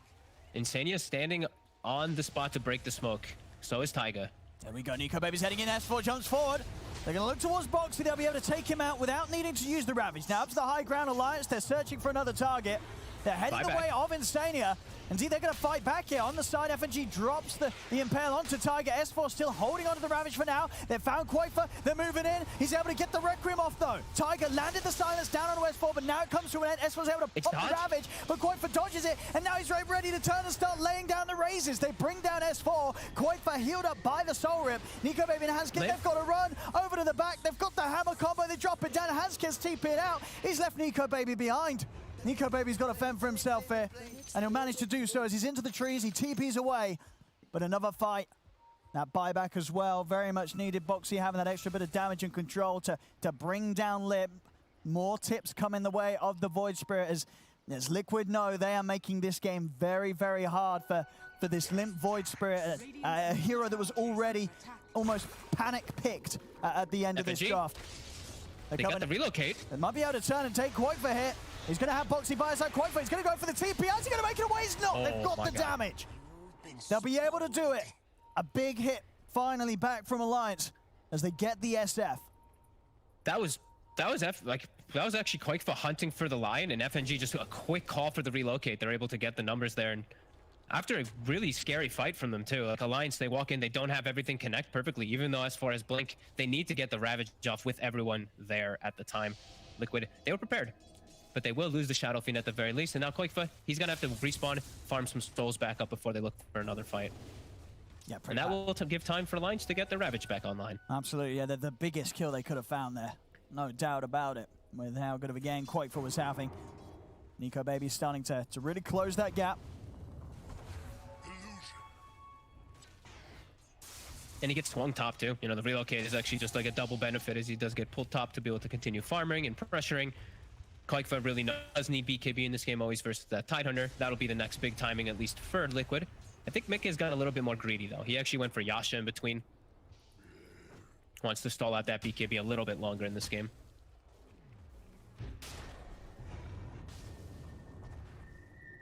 And Nico Baby very farmed though. SNY is done.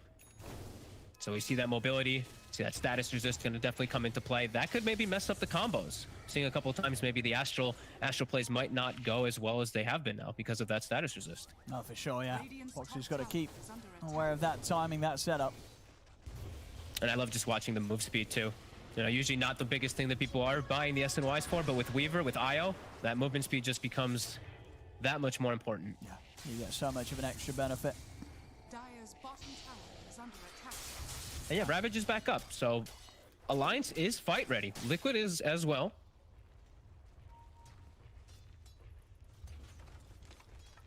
both teams do want to sit back and finish up a little bit of an item or here or two there. As Liquid really wanting the BKB in particular. Once they get that one, they're going to look to fight versus the Ravage much more frequently.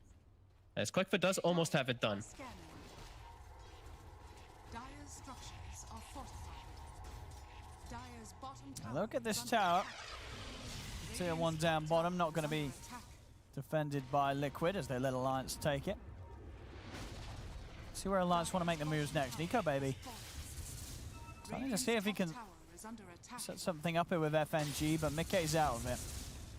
They know how strong they are right now on Alliance. Whenever Ravage is up, that threat is scaring Liquid quite a bit for making any aggressive move. They do see the S4 Tundra TP toward top though, and they have this ward on top of Limp right now in the river.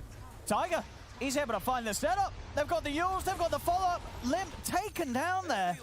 I mean, I thought he'd get out there for sure. He sort of walked into the role from Tiger. I guess he just really wasn't ready for that. As bottom, burst attempt onto the Bloodseeker will be successful. So Alliance, they may lose their Limp, but they get Mickey in return, and they're able to get everyone out of there. FNG trying to TP away. He'll manage to succeed. Hansken and Nico Baby have been left behind. Tiger's on him. Separating Hansken for now with the Yules. They've got the Astrals. Boxy, he's got the follow-up. The setup's there. They've got the control. Nico Baby, he's off to the side. He's into the trees.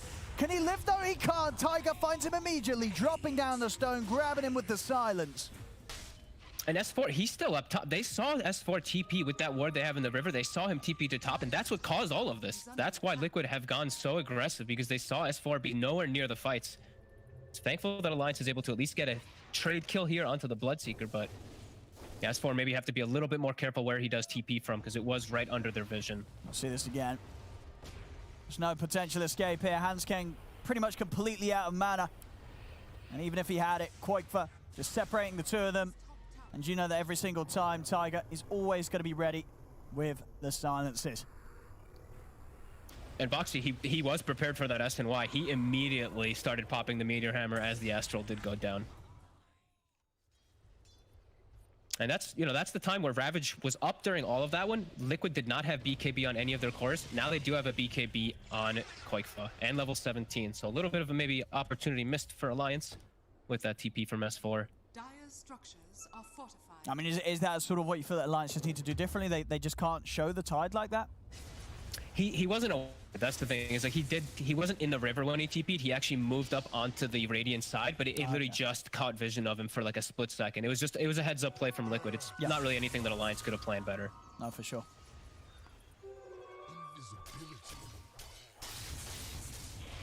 Liquid each time getting a very solid jump on Limp. And Limp struggling so far in this game, 1-5 and 2. He has nearly got the Axe though, and still with that he's going to have a very large impact in these fights. There's mid lane. S4 in mid, he's under a sentry. He is. They've got the combo ready to go, but a little bit off the mark there. Ends up doing barely any damage. They don't quite set it up perfectly. They'll turn and take the line instead. But that is the Requiem down, and of course S4 still holding on to the Ravage, so he's still good to go. It was pretty tough for them to kill him anyway. He has Hood. He's actually very tanky versus their lineup, so it would have been a tough one anyway. Without Rupture, not really a good way to kill them as Alliance. They split out of bottom. They TP top. They know that Nico Baby did TP up there. So let's see if Liquid looks to make any move with that information. They draw the line to push out the bottom lane. Yeah, I feel like we probably won't be seeing the Requiem on S4 again. That's mid. I've got the Axe done on Limp. That's pretty good. It's not going to be as useful versus the cores, who are pretty close to that triple BKB timing on the side of Liquid, but the supports, that's gonna be problematic for both Taiga as well as Insania. Just those constant silences. They are a lot of the team fight that Liquid does have, so if Limp is able to get on them, he could break the team fights pretty effectively. No, for sure. I mean, yeah, sure. You know, the cores they're scary, but I think if you can get yourself an item to silence the Tiger Earth Spirit twice in a team fight, that item's definitely going to pay dividends. And they still have this ward. They spot Mick. Get the jump. They've got the burst. They're able to take him out before the fight begins.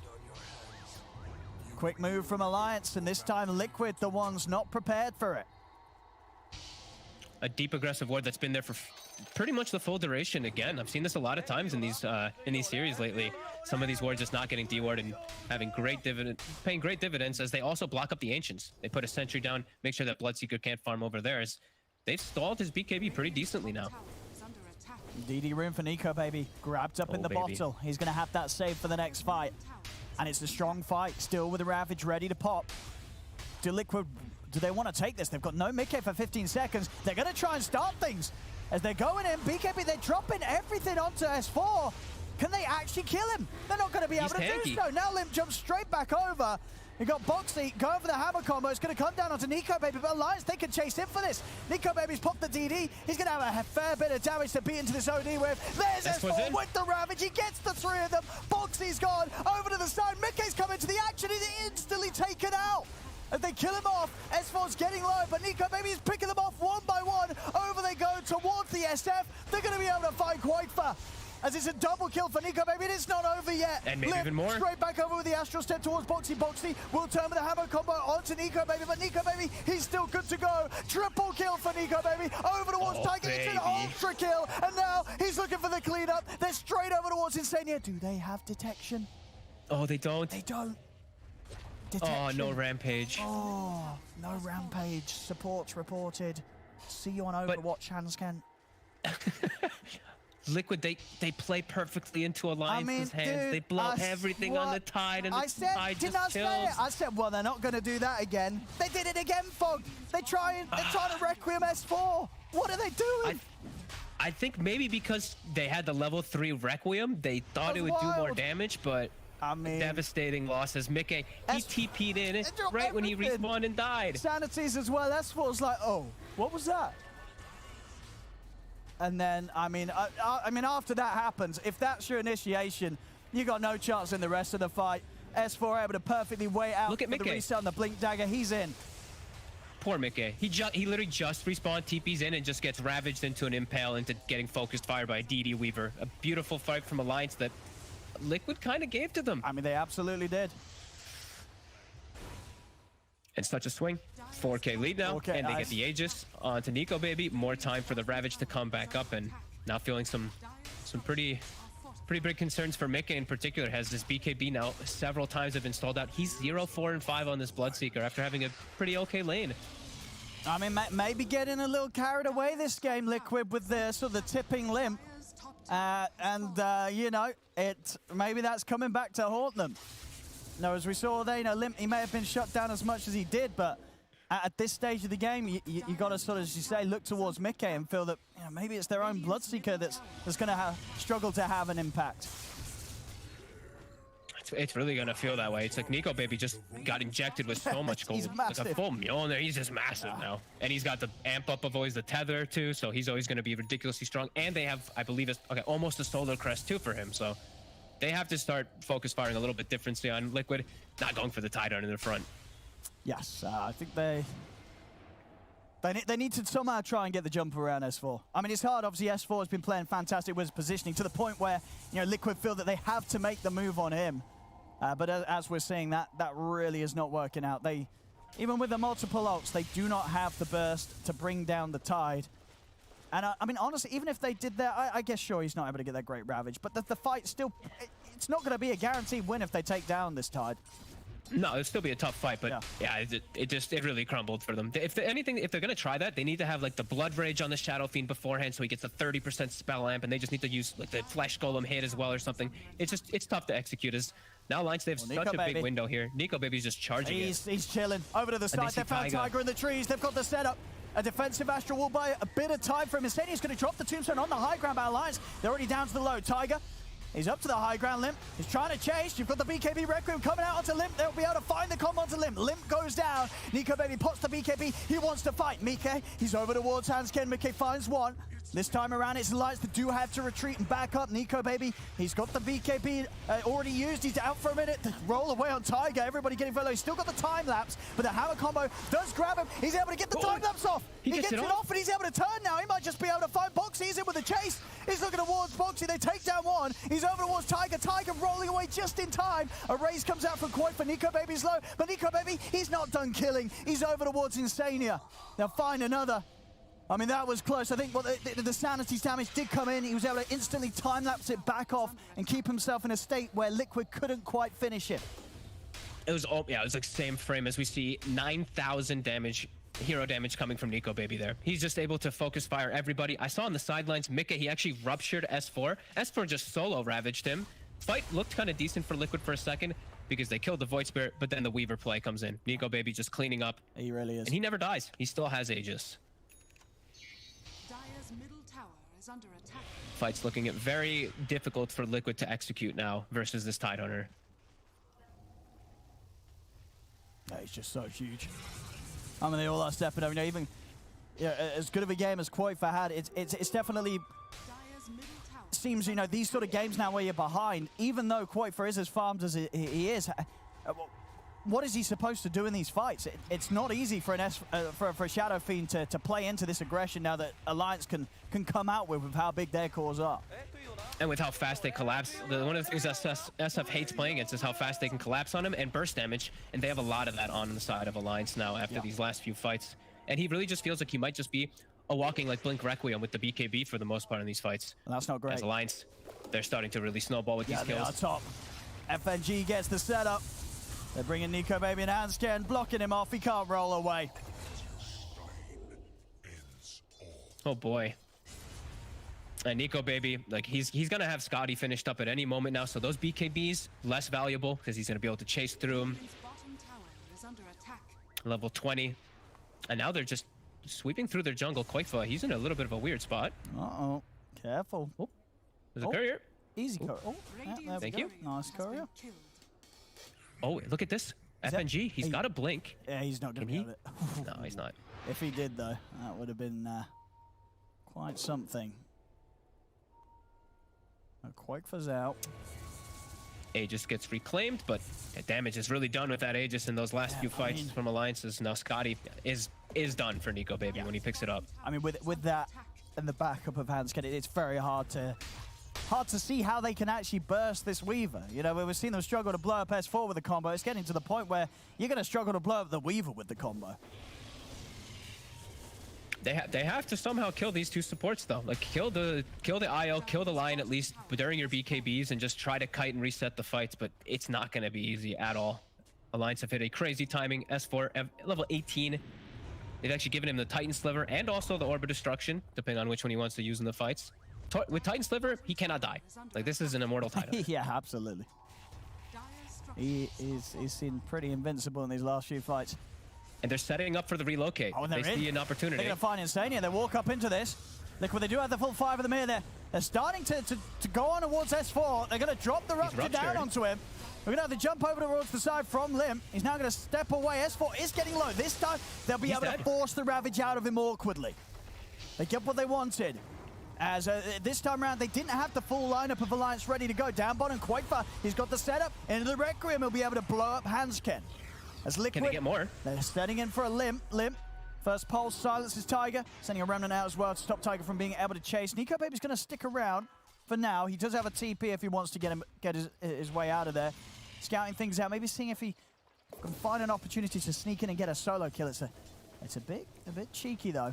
I don't think he's going to want to show himself much more unless FNG can get the jump.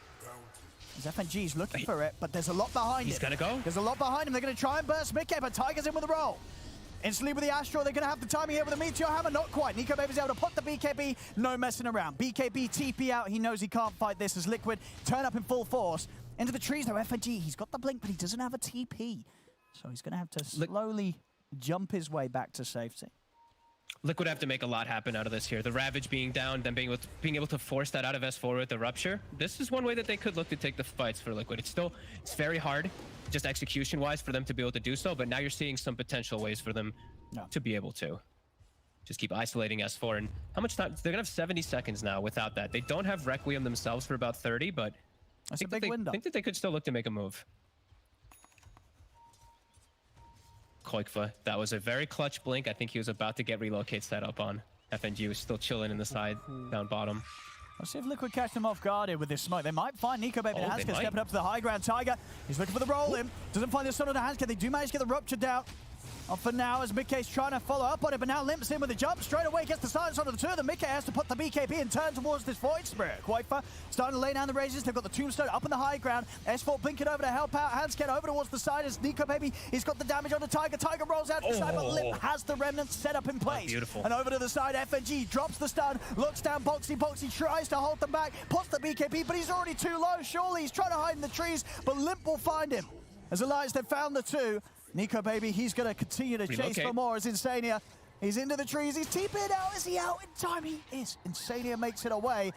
Mickey is pretty speedy right now, but Limp, remnant down. Mickey's able to juke it.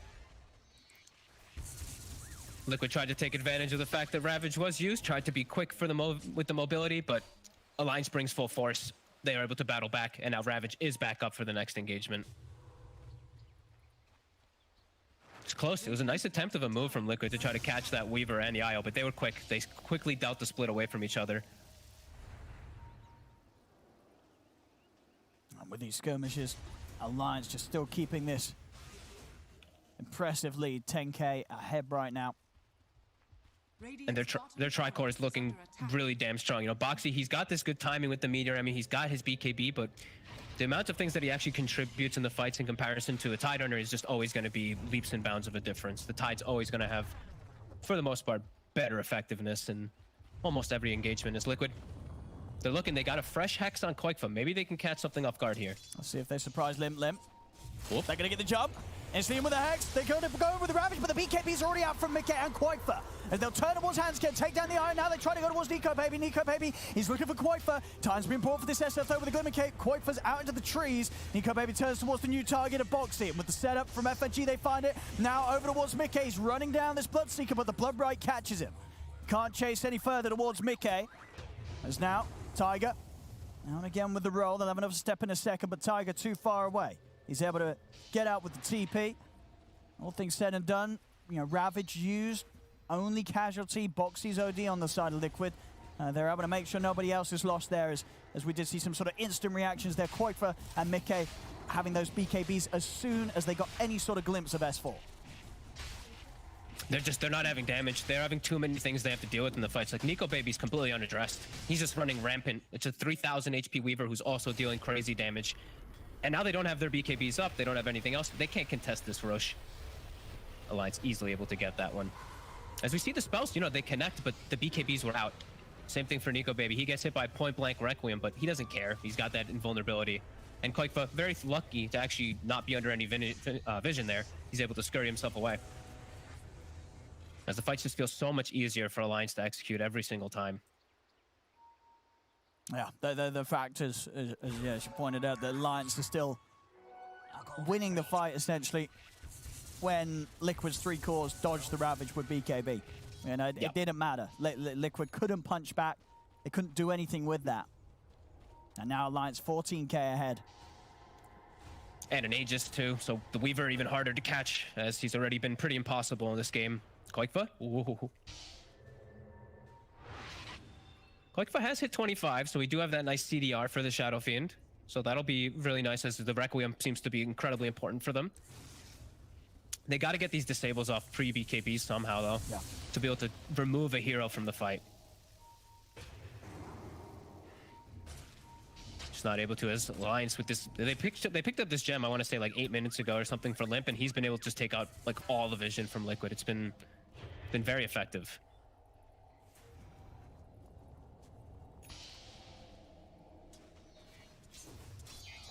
See on the hunt here, Tiger.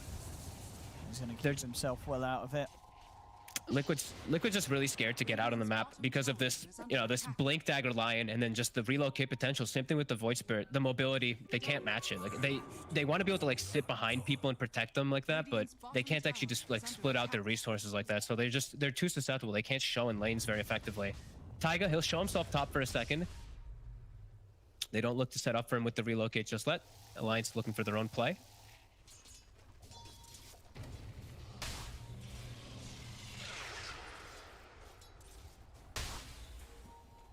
And onto the high ground. See what we've got here. Starting with a Rupture. Strong bug. He's just gonna heal right through it. Yeah, he's The not, IO with yeah. a mech, with a pipe, with a cheese as well at the back. Nico Baby's more than safe.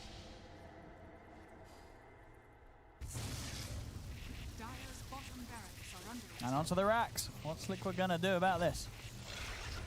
The Lions are gonna have Nico Baby kicked in pretty deep here. Mickey has got the basher, but already with the time, that's Nico Baby's out of there. BKB popped by Quakefor, but Alliance, they're just able to kite this out. And now Quakefor's got no BKB. S4 still has the Ravage. Nico Baby's able to easily get his way back out of it. And of course, he's still happy to fight. He has the BKB and the Aegis and a Lincoln Sphere. S4 is going to be so ready. If he sees the Shadow Fiend at all, it's going to be an instant jump. It is a quick cooldown, though. Remember, he has the 30% CDR. that's He has very the true, Quickening actually. Charm. Maybe this catches S4 off guard, because it's back up in 18 seconds already. That's the Nico Baby frontlining this, taking down the racks. How Liquid going to start their attempts? It's FNG actually the first to make the jump instantly, and S4 with the follow-up, the Ravage is now onto the Gets four Mickey. of them. They turn over towards Mickey, they turn over now towards Tiger, as Mickey is out for 75. There's no buyback on this Bloodseeker. Boxy trying to run with the BKB. He will manage to keep himself alive under the tier 4 towers. Nico Baby, he's ready to dive in though and chase for these kills, wrapping around the Ancient, looking towards Boxy. Boxy's not going to get the chance to drop down the hammer, as Boxy and Mickey are out. Alliance still have the space and time to take at least one set of racks. Probably more here, though, as an 18k lead. And with Liquid just unable to pull together any sort of fight around their cause, Alliance, they have certainly hit back hard here in this game 3. They have so much gold on everybody. S4 has a full refresher when he gets back to base. This is a pretty devastating hit from Alliance. As we saw Quakefor, he has to Requiem from the side of the fight. He can't even get into the midst of it all. Alliance, they've taken over. They really have. Second racks going down. Liquid still without 2 of their cores for this defense. They popped the Lincolns just to put some fear into his heart, but he doesn't really have any fear when those 2 heroes are down. Taiga trying to wait for an opportunity.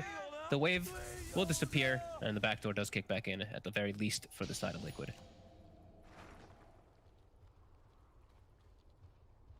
This game, though, I mean, how do Liquid turn any of these fights around now? It feels like they're so far behind. Alliance, you know, they're not the kind of squad that's going to give away this sort of advantage. When they're 20k up like this, when as a team, you know, they're playing around Nico Baby perfectly. You know, Nico Baby nearly 10k ahead of any other carry in the game. Oof. He's so farmed. I mean, I don't see how this ends any other way than Alliance taking away this victory right now. They are in such a comfortable position. Yeah, they're 4/5 position line is effectively over net worth of the offlane OD. That's when things have really gotten out of control. As Liquid, this could be the last fight for them, making their way out. They do have the 1 ward right now, maybe giving them some slight information. As S4, another great pickup, a Trickster Cloak, and he actually goes for Arcane Blink instead of Refresher. He's got ult up in 10. Oh my goodness.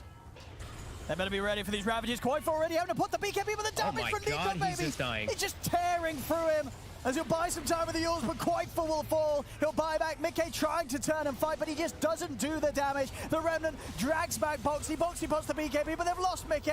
They've lost Boxy. This buyback from Quakefor isn't going to do anything at all as Tiger will fall.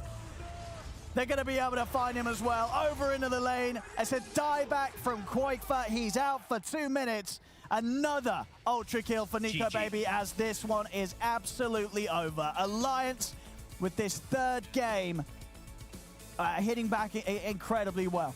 They really did. This was a fantastic stuff. From the 2 wins we saw from Alliance, just brilliant Dota and to a point flawless. This game yet again just got to a point where really after that botched attempt on the S4 in the mid lane, how was Alliance Liquid ever going to really recover from that? They just couldn't. Alliance were given so much. That ultra kill from Nico Baby, you just set the boy on fire from that point on. 14, 3, and 8. He wasn't going to throw away any more opportunities to carry away this game on his back. No, and Alliance, when they're playing with the Tundra, they're looking really good. I'm wondering why they're straying away from it so much. I know T was super happy when he saw it picked up, that Lion Tide first 2. It works so well. They play really well around it. I'm surprised that S4 isn't looking to play that a little bit more, as he really did struggle on heroes like the Beastmaster. His Tide, picture perfect though. They had an excellent game.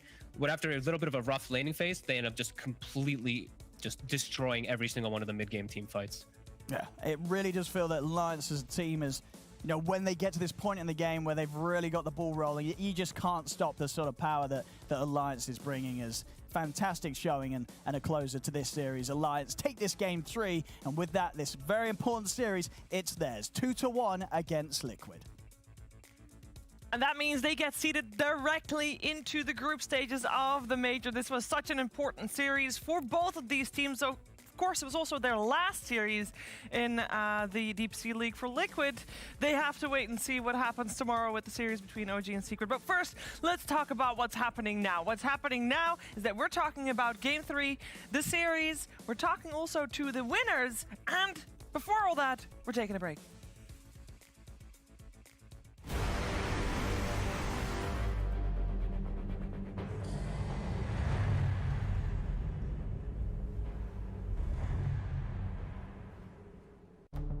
With the right CPU, you can turn any game from familiar to phenomenal. Unleash the potential in all your gaming with Intel 10th Gen processors. With its optimal balance of threads, cores, and frequency to deliver elite real-world performance, only Intel can bring Marvel's Avengers to life with in-game PC optimizations. Supercharge your Marvel's Avengers experience with Intel Core i5, i7, and i9 processors.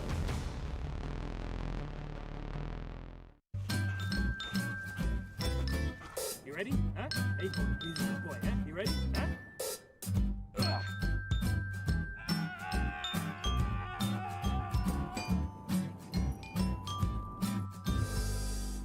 Start your esports career now at play.eslgaming.com. What's your style?